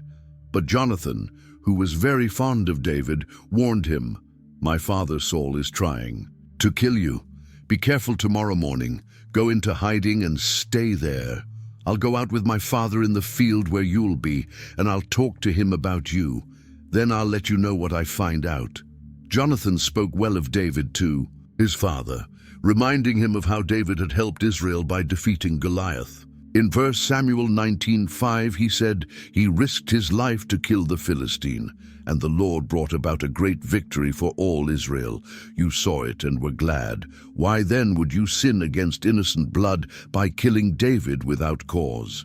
Saul listened to Jonathan and took an oath, "As surely as the Lord lives, David will not be put to death." Jonathan called David and told him everything. He brought David to Saul, and David served the king as before. But war soon broke out again, and David fought the Philistines and defeated them decisively, so they fled before him. During this time, an evil spirit came over Saul as he was sitting in his house with his spear in hand. David was playing the harp, and Saul tried to pin him to the wall with the spear, but David dodged it, and the spear stuck into the wall. That night, David fled. Saul sent men to David's house to watch it and kill him in the morning, but Michal, David's wife, warned him, "If you don't escape tonight, you'll be dead by morning." So Michal helped David escape through a window, and he fled. In 1 Samuel 19:13-14, we see Michal's strategy. Then Michal took a household idol, laid it on the bed, put a pillow of goat's hair at the head, and covered it with a blanket. When Saul sent men to capture David, Michal said, "He is sick." Saul sent the men back to see David, saying, "Bring him to me in his bed so I may kill him." But when the men entered, all they found in the bed was the idol with the pillow of goat's hair at its head. Saul said to Michal, "Why did you deceive me like this and let my enemy escape?" Michal replied, "He said to me, 'Help me get away, or I'll kill you.'" Meanwhile, David fled to Ramah, where Samuel was, and told him everything Saul had done. Then he and Samuel went to Naioth and stayed there. When Saul found out, he sent men to capture David. But something strange happened in 1 Samuel 19:20-21.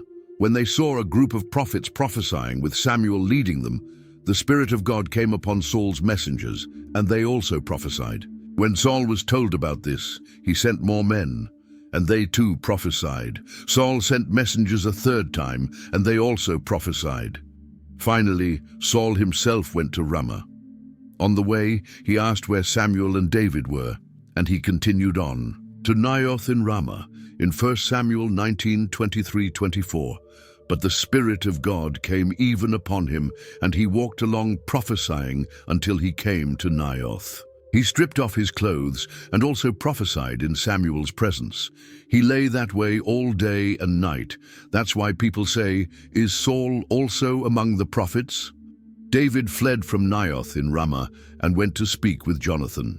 In verse Samuel 21:2, we see his desperation. David asked, "What have I done? What is my crime? What sin have I committed against your father that he is trying to kill me?" Jonathan replied, "Never! You won't die. Look, my father doesn't do anything great or small without telling me. Why would he hide this from me? It's not true." David explained that Saul knew about their friendship and was keeping his plans from Jonathan for that reason. So, the two friends devised a plan to uncover Saul's true intentions. The next day would be the new moon feast, and David was expected at the king's table. Instead, he would hide for 3 days. Jonathan would tell Saul that David had asked permission to go to Bethlehem for a family sacrifice. If Saul didn't mind, then all was well. But if he got angry, that would be the sign that he intended to kill David. Jonathan and David renewed their covenant of friendship. In 1 Samuel 20:17, Jonathan had David reaffirm his oath out of love for him because he loved him as he loved himself. They arranged a secret code using arrows. Jonathan would shoot 3 arrows as if practicing. If he told the servant that the arrows were beyond him, David would know he had to flee. But if he said they were closer, it would be safe to return. On the second day of the feast, Saul asked Jonathan where David was. Jonathan explained that he had gone to Bethlehem for the sacrifice. Saul became furious. In 1 Samuel 20:30-31, Saul's anger flared up at Jonathan and he said, "You son of a perverse and rebellious woman! Don't I know you have sided with the son of Jesse to your own shame and the shame of your mother's nakedness? As long as the son of Jesse lives on this earth, neither you nor your kingdom will be established. Now send someone to bring him to me, for he must die." Jonathan defended David, asking, "Why should he be put to death? What has he done?" In response, Saul hurled his spear at his own son. That's when Jonathan finally realized his father was determined to kill David. The next morning, Jonathan went out to the field with a young servant and shot an arrow beyond him, giving David their prearranged signal. After sending the boy back to the city, Jonathan and David had a deeply emotional farewell. In 1 Samuel 20:41-42 we read, "After the boy had gone, David got up from the south side of the stone, bowed down 3 times with his face to the ground. Then they kissed each other and wept together. But David wept the most. Jonathan said to David, 'Go in peace, for we have sworn friendship with each other in the name of the Lord, saying, the Lord is witness between you and me, and between your descendants and my descendants forever.' And so David left, and Jonathan returned to the city. A great friendship was torn apart by the jealousy of a stubborn king. David fled, but where could he go? He needed food and weapons for his journey. In 1 Samuel 21:1-2, we see his first stop. David went to Nob, to Ahimelech the priest. Ahimelech trembled when he met him and asked, "Why are you alone? Why is no one with you?" David answered Ahimelech the priest, "The king sent me on a mission and said to me, 'No one must know anything about the mission I am sending you on. As for my men, I have told them to meet me at a certain place.'" It was a lie. David wasn't on a mission from the king. He was fleeing from him. But he feared telling the truth, as it might put the priest in danger.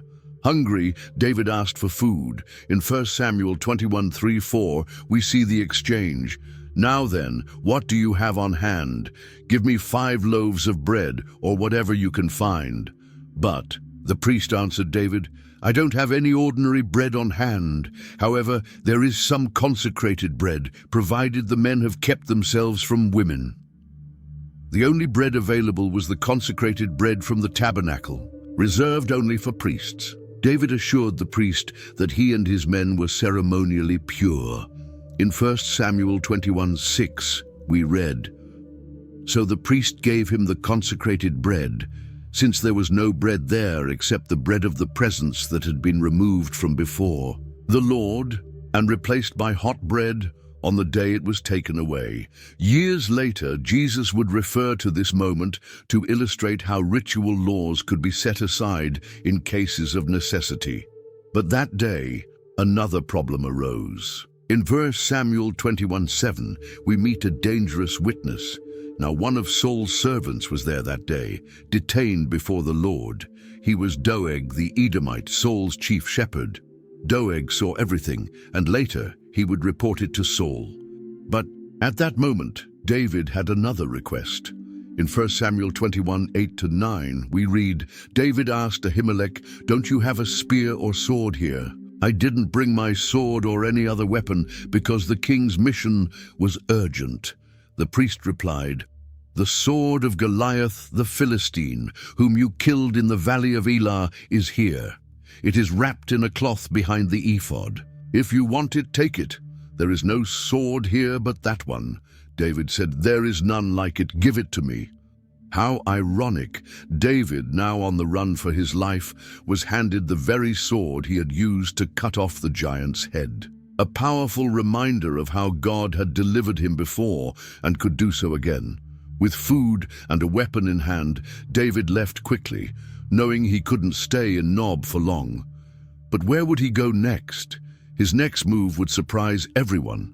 David, once Israel's hero, was now alone, without allies, and hunted by the king. Where do you go when your own homeland isn't safe anymore?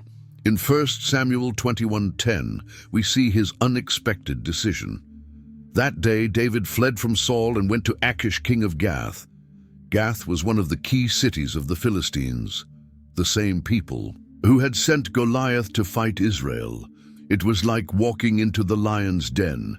Achish's officials quickly recognized him.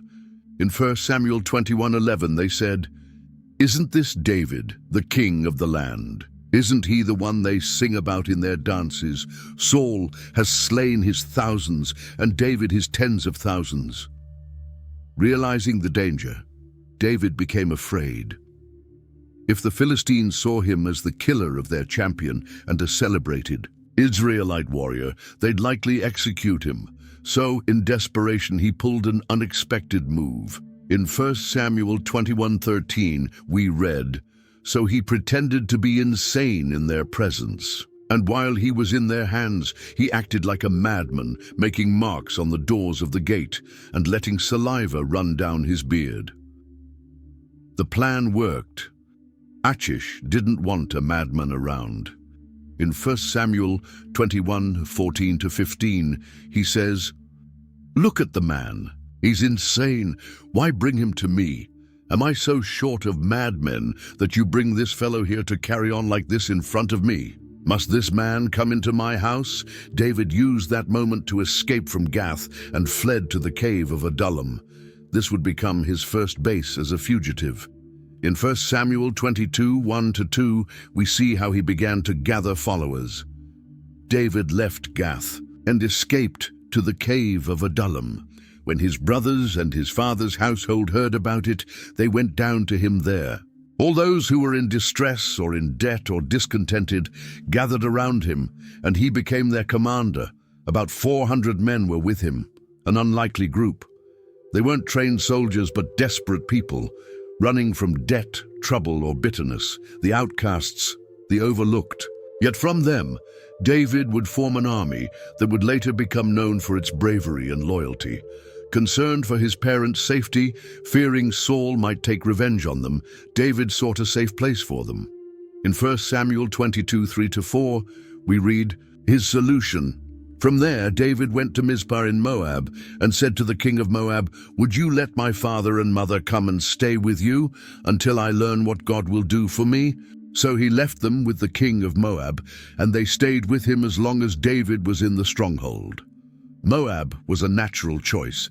David's great-grandmother Ruth was a Moabite, so there was a family connection.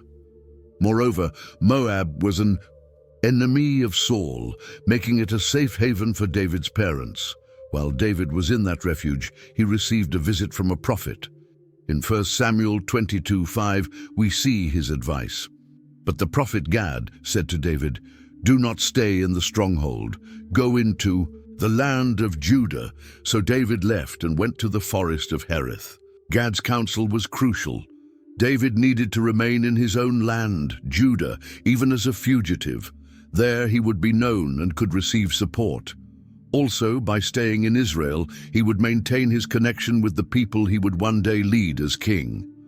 Thus began David's life on the run.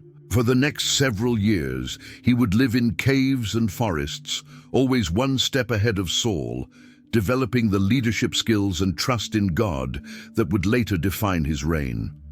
The wilderness school was just beginning, and its lessons would shape the character of Israel's future king. Saul never gave up chasing David. Each day his obsession grew stronger. When he heard that David was hiding in the deserts of En-Gedi, he gathered 3,000 of Israel's best soldiers and went to hunt him among the rocky cliffs where wild goats lived. Then, something totally unexpected happened.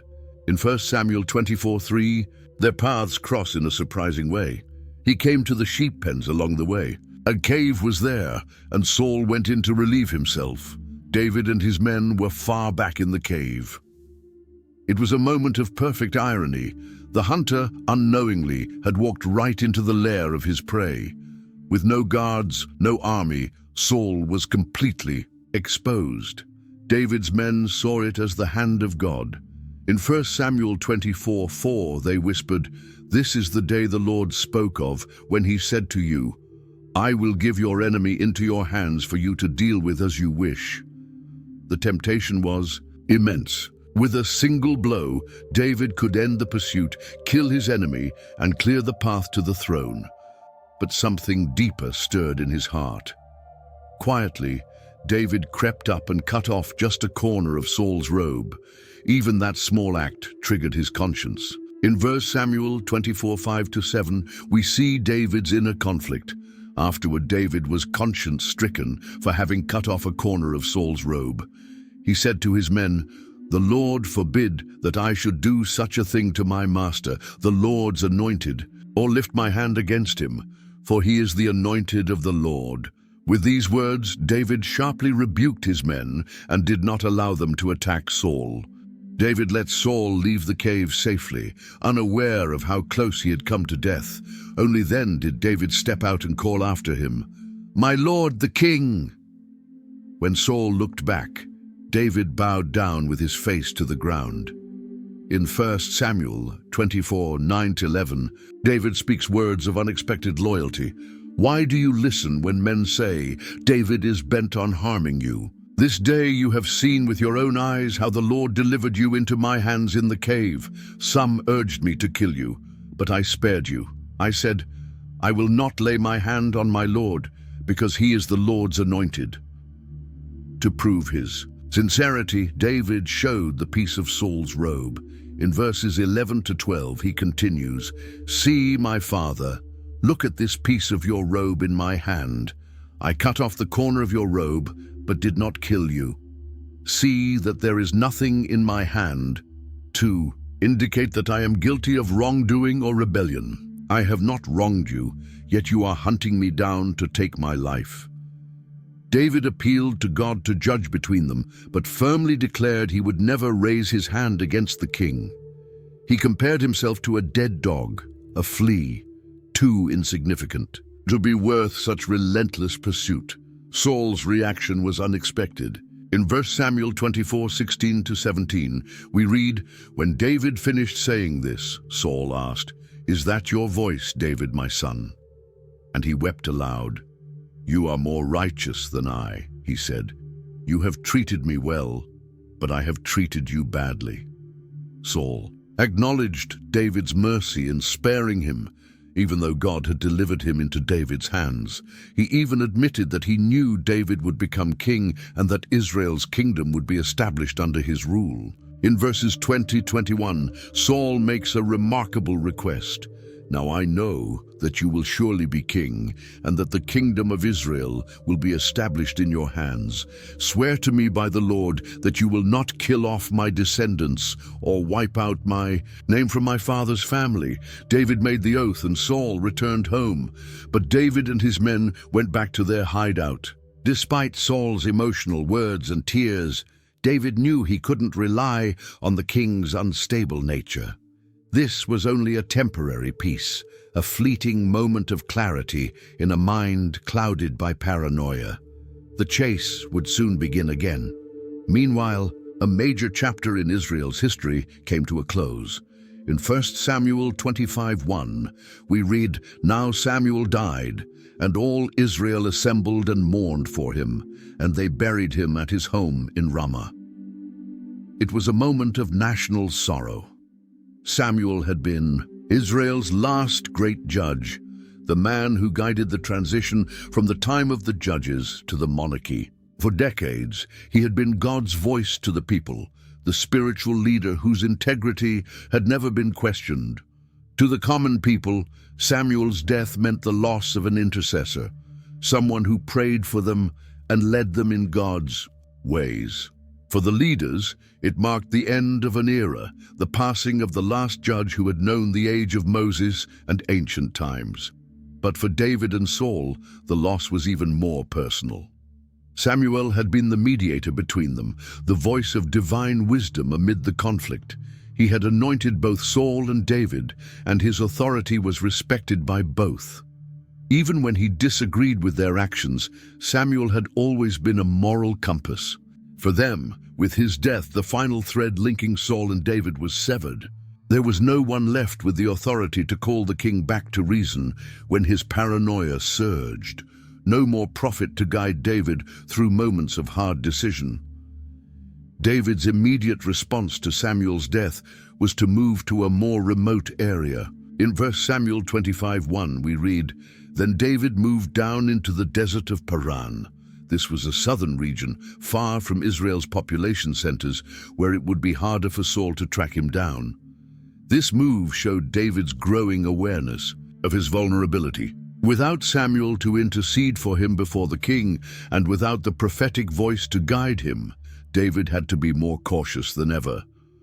For Israel as a nation, Samuel's death created a vacuum in spiritual leadership.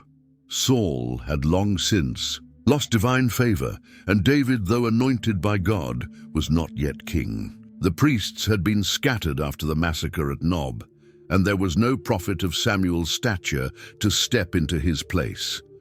In a time of political and spiritual uncertainty, the people became more vulnerable to pagan influences from surrounding nations and to their own impulses toward disobedience. Samuel's death marked the beginning of a period of testing for Israel, a time when each individual's faithfulness would be tried without the strong spiritual leadership they were accustomed to. While wandering through the desert of Paran, David and his men offered protection to the shepherds of the region. In 1 Samuel 25:7-8, David explains this service. "I hear that it is sheep-shearing time. When your shepherds were with us, we did not mistreat them, and the whole time they were at Carmel, nothing of theirs was missing. Ask your own servants, and they will tell you. Therefore, be favorable toward my men, since we come at a festive time. Please give your servants and your son David whatever you can find for them." One of the landowners was Nabal, a wealthy man from Maon who owned property in Carmel. He had 3,000 sheep and 1,000 goats and was shearing his sheep in Carmel, an event typically marked by celebration. David sent 10 young men to greet Nabal and request provisions in return for the protection his men had provided to Nabal's shepherds. This was a fair and culturally appropriate request, but Nabal was a harsh and ill-natured man. His very name meant fool, and he lived up to it. In 1 Samuel 25:10-11, we see his harsh reply. Nabal answered David's servants, "Who is this? David, who is this son of Jesse?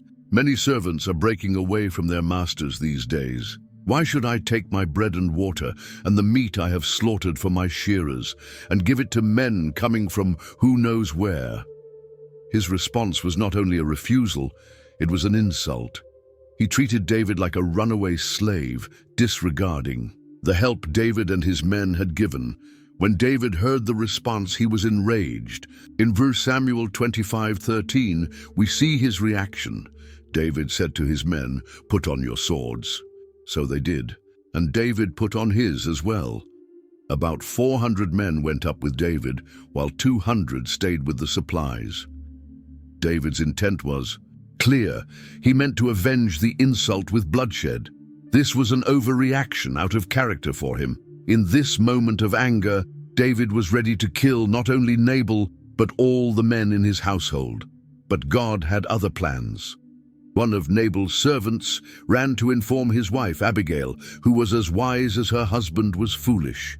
In 1 Samuel 25:18-19, we see her swift response. Abigail acted quickly.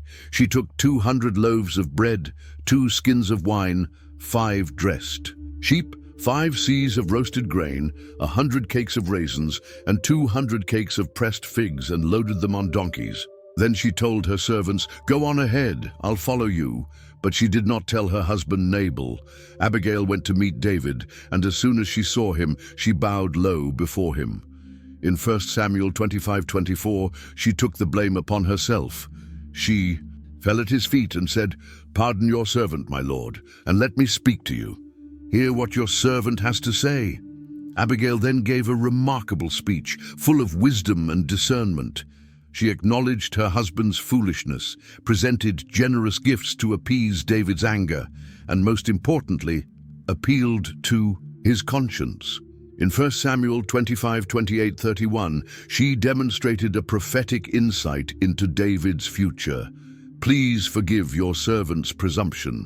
The Lord your God will certainly make a lasting dynasty for my Lord, because you fight the Lord's battles, and no wrongdoing will be found in you as long as you live. Even though someone is pursuing you to take your life, the life of my Lord will be bound securely in the bundle of the living by the Lord your God. But the lives of your enemies he will hurl away as from the pocket of a sling. When the Lord has fulfilled for my Lord every good thing he promised concerning him, and has appointed him ruler over Israel, my Lord will not have on his conscience the staggering burden of needless bloodshed or of having avenged himself." David recognized the wisdom in Abigail's words and called off his plan for vengeance. In 1 Samuel 25:32-33 he replied, David said to Abigail, "Praise be to the Lord, the God of Israel, who has sent you today to meet me. May you be blessed for your good judgment and for keeping me from bloodshed this day and from avenging myself with my own hands." Abigail returned home and found Nabal holding a feast fit for a king. He was so drunk that she waited until the next morning to tell him what had happened. In 1 Samuel 25:37-38 we read, "Then in the morning, when Nabal was sober, his wife told him all these things, and his heart failed him, and he became like a stone. About 10 days later, the Lord struck Nabal, and he died." When David heard of Nabal's death, he saw it as divine justice. In 1 Samuel 25:39, he declared, "Praise be to the Lord, who has upheld my cause against Nabal for treating me with contempt. He has kept his servant from doing wrong and has brought Nabal's wrongdoing down on his own head." Impressed by Abigail's wisdom and beauty, David sent messengers to ask for her hand in marriage. In 1 Samuel 25:41-42, we read her reply. She bowed down with her face to the ground and said, "I am your servant, and am ready to serve you, and wash the feet of my Lord's servants."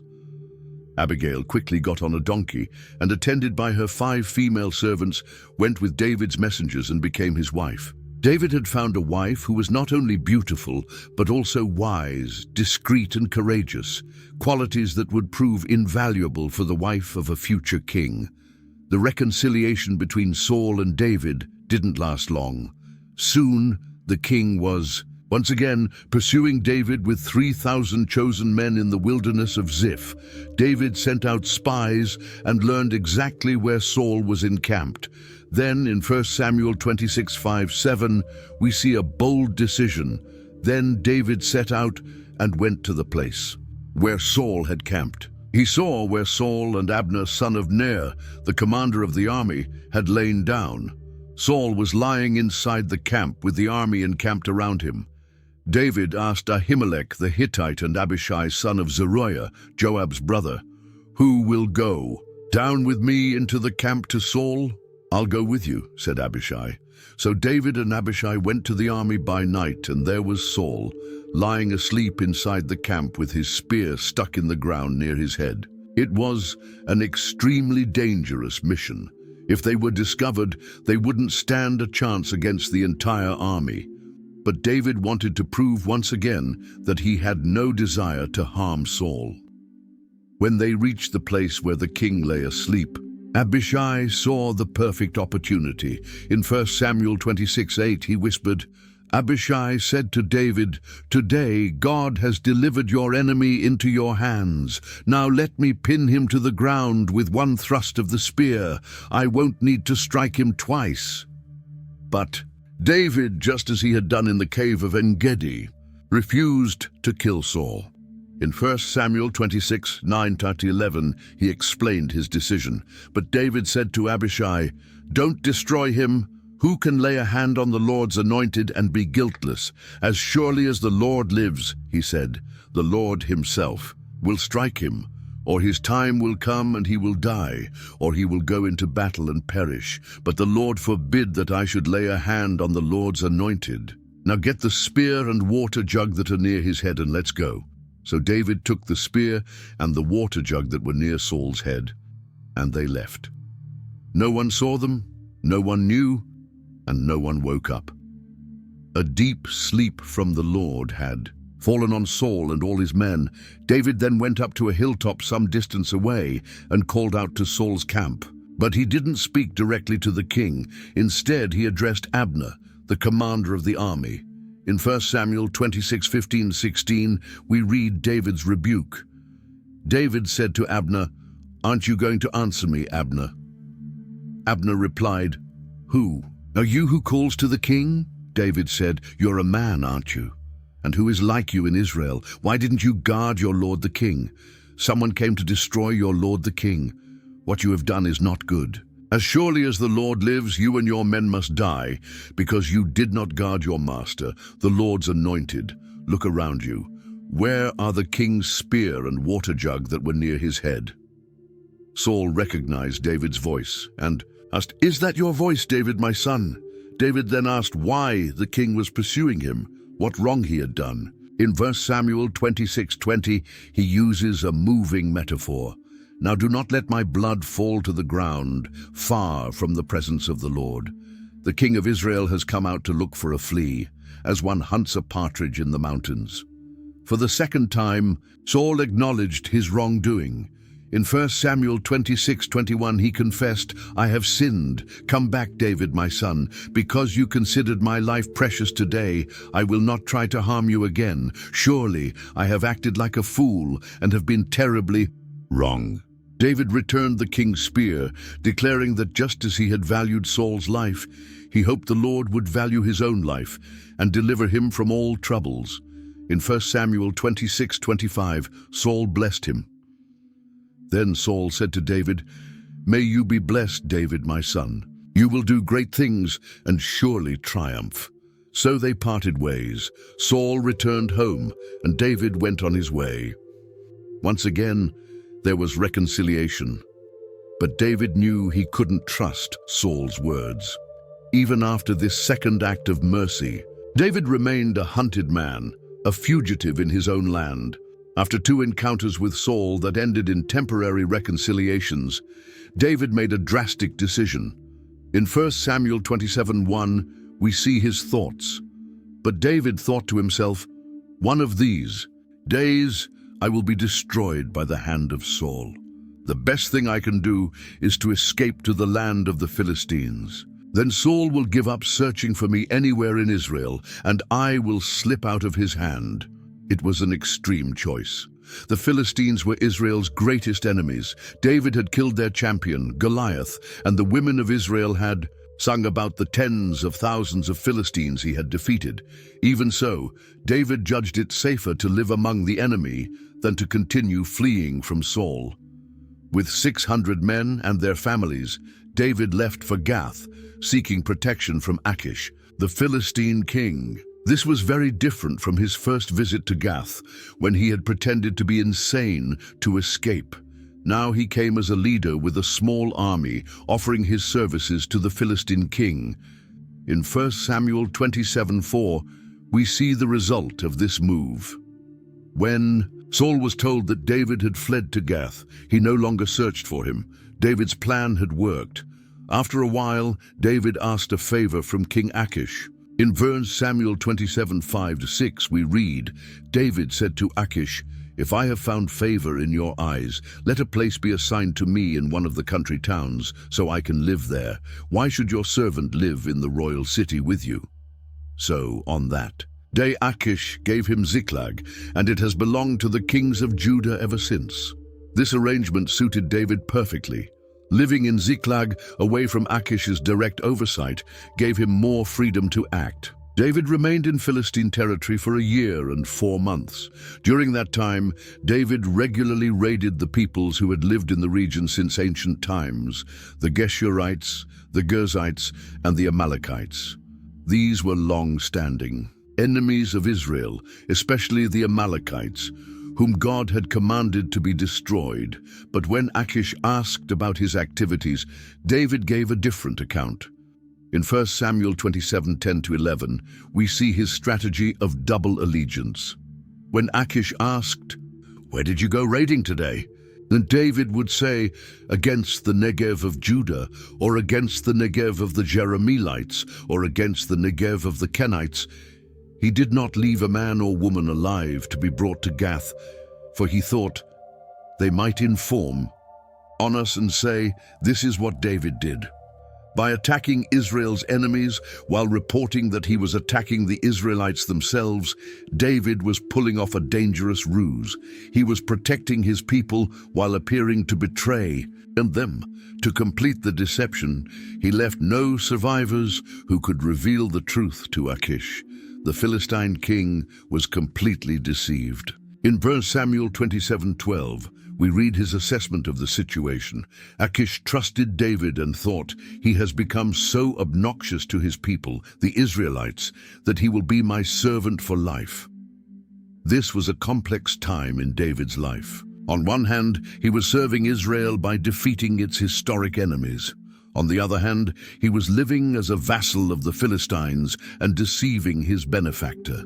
It was a morally ambiguous position, born from the desperate circumstances that Saul had forced upon him.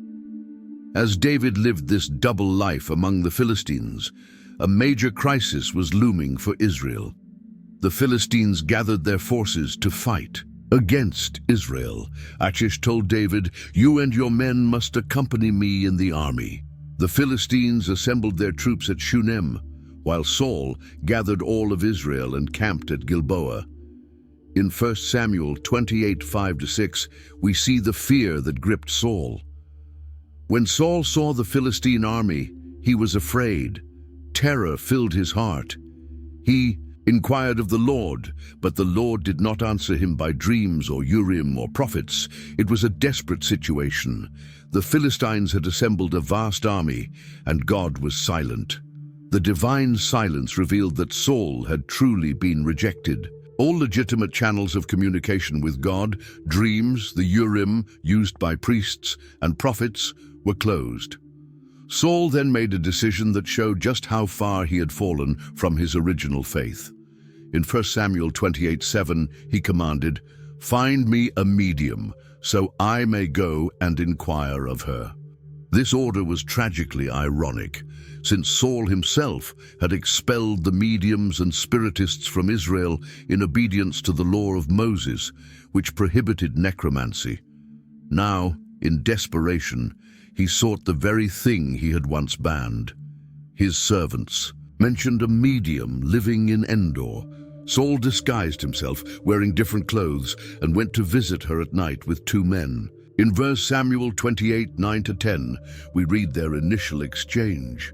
But the woman said to him, "Surely you know what Saul has done. He has cut off the mediums and spiritists from the land. Why have you set a trap for my life to bring about my death?" Saul swore to her by the Lord, "As surely as the Lord lives, you will not be punished for this." Convinced by the oath, the woman asked whom she should summon. Saul replied, "Bring up Samuel." When the woman saw Samuel, she cried out in a loud voice and realized that the disguised man was Saul himself. The king calmed her and asked what she saw. In 1 Samuel 28, 13-14, the woman said, "I see a ghostly figure coming up out of the earth." "What does he look like?" he asked. "An old man wearing a robe is coming up," she said. Then Saul knew it was Samuel, and he bowed down and prostrated himself with his face to the ground. What followed was a disturbing conversation. In 1 Samuel 28, 15-16, Samuel said to Saul, "Why have you disturbed me by bringing me up?" Saul replied, "I am in great distress. The Philistines are fighting against me, and God has departed from me. He no longer answers me either by prophets or by dreams. So I have called on you to tell me what to do." Samuel said, "Why do you consult me now that the Lord has departed from you and become your enemy?" Samuel reminded Saul that the Lord had done exactly what he had foretold through him. The kingdom was torn from Saul's hands and given to David. This happened because Saul had disobeyed the Lord and failed to carry out his wrath against the Amalekites. Then came the final devastating prophecy. In 1 Samuel 28:19, Samuel declares, "The Lord will deliver both Israel and you into the hands of the Philistines, and tomorrow you and your sons will be with me. The Lord will also give the army of Israel into the hands of the Philistines." Saul immediately collapsed full length on the ground, paralyzed with fear at Samuel's words. He had not eaten all day or night and was now completely without strength. Seeing his condition, the medium prepared a meal for him. Though he initially refused, he eventually gave in at the insistence of her and his officials.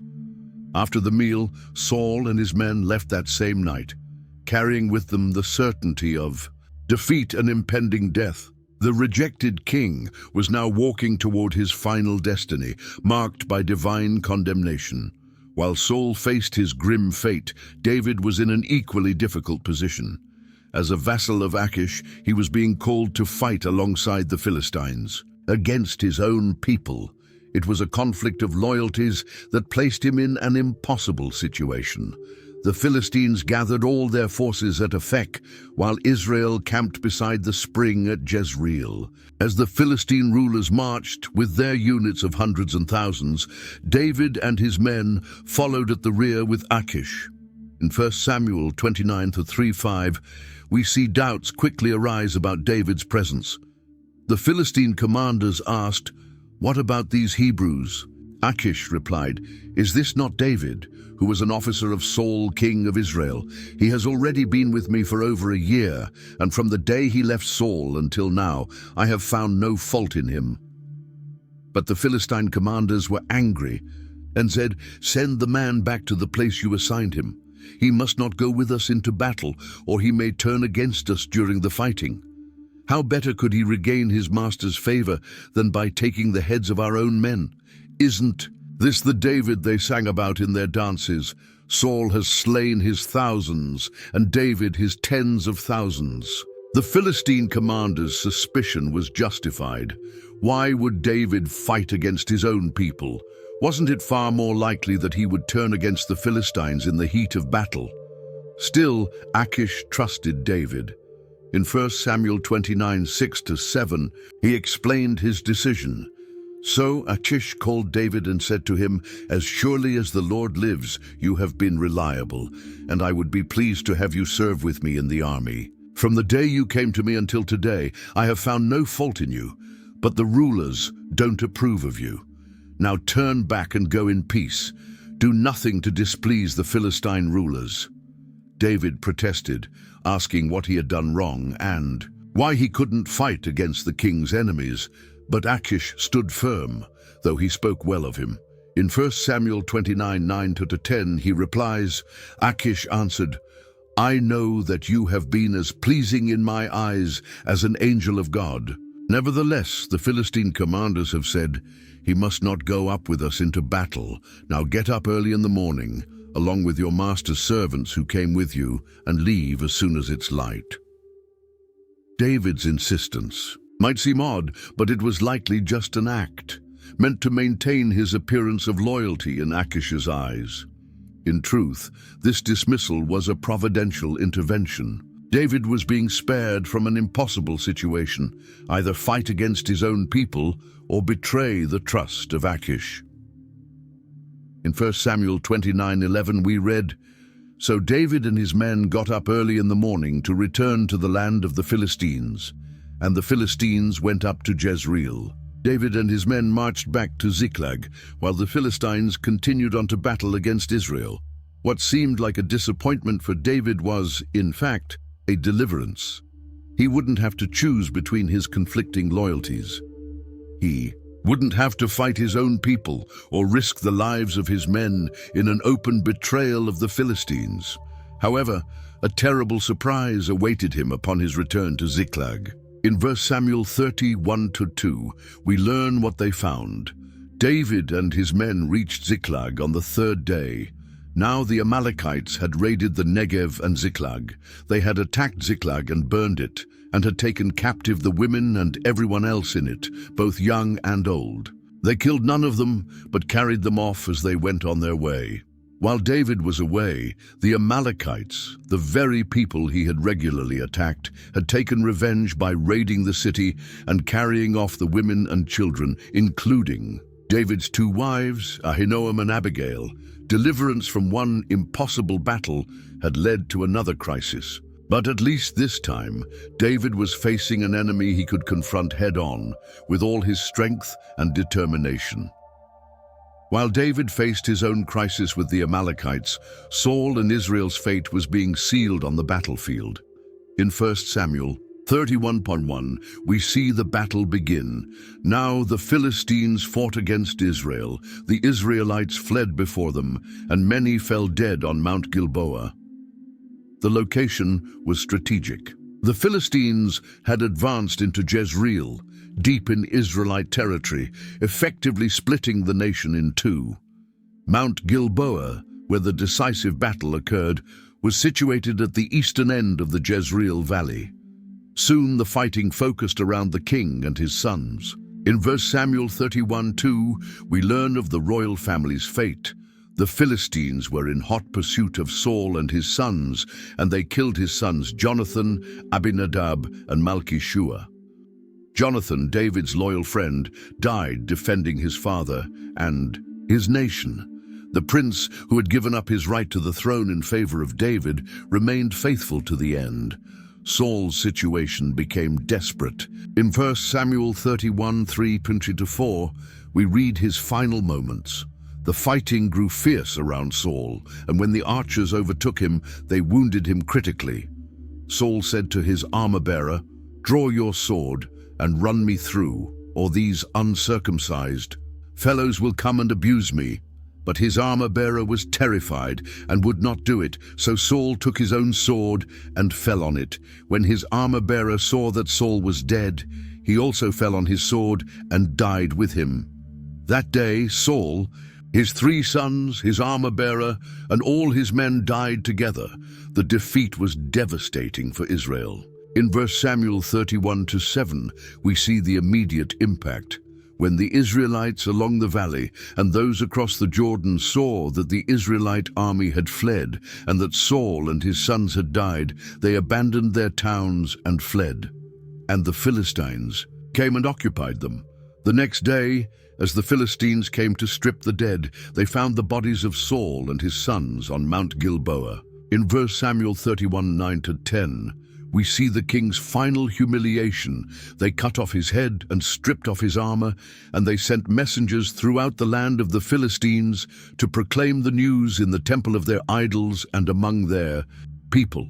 They put his armor in the temple of the Ashtoreths and fastened his body to the wall of Beth-shan. The desecration of Saul's and his sons' bodies was the ultimate disgrace, a tragic end for Israel's first king. But not everyone forgot the good Saul had done in the early days of his reign. In 1 Samuel 31:11-13, we see one last act of loyalty and honor. When the people of Jabesh-Gilead heard what the Philistines had done to Saul, all their valiant men journeyed through the night to Beth-shan. They took down the bodies of Saul and his sons from the wall of Beth-shan and went to Jabesh, where they burned them. Then they took their bones and buried them under a tamarisk tree at Jabesh, and they fasted 7 days. The men of Jabesh-Gilead remembered that years earlier, Saul had been their deliverer when Nahash the Ammonite had threatened them. They risked their lives to recover the bodies of the king and his sons and to give them a proper burial. Thus ended the reign of Saul. The first king of Israel, who began with so much promise, ended in tragedy. His downfall had been sealed by his own disobedience, and his fate foretold by the prophet who had anointed him. Saul's death marked the end of an era for Israel.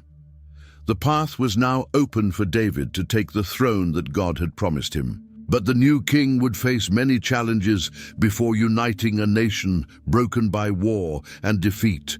And so we come to the end of our journey through the book of 1 Samuel. We've witnessed the rise and fall of Israel's first king, the secret anointing of David, and the many trials he endured while fleeing Saul's persecution. This story shows us how God works even through the hardest moments to fulfill his purposes. If you enjoyed this deep dive into 1 Samuel, don't forget to subscribe to the channel so you don't miss our upcoming videos on the books of the Bible. We've got much more content planned to help you engage with Scripture in a dynamic and meaningful way. Share this video with friends and family who want to deepen their biblical understanding. Every share helps us reach more people with the transformative message of God's Word. Thanks so much for watching. We'll see you in the next video as we continue our journey through the powerful stories of the Bible.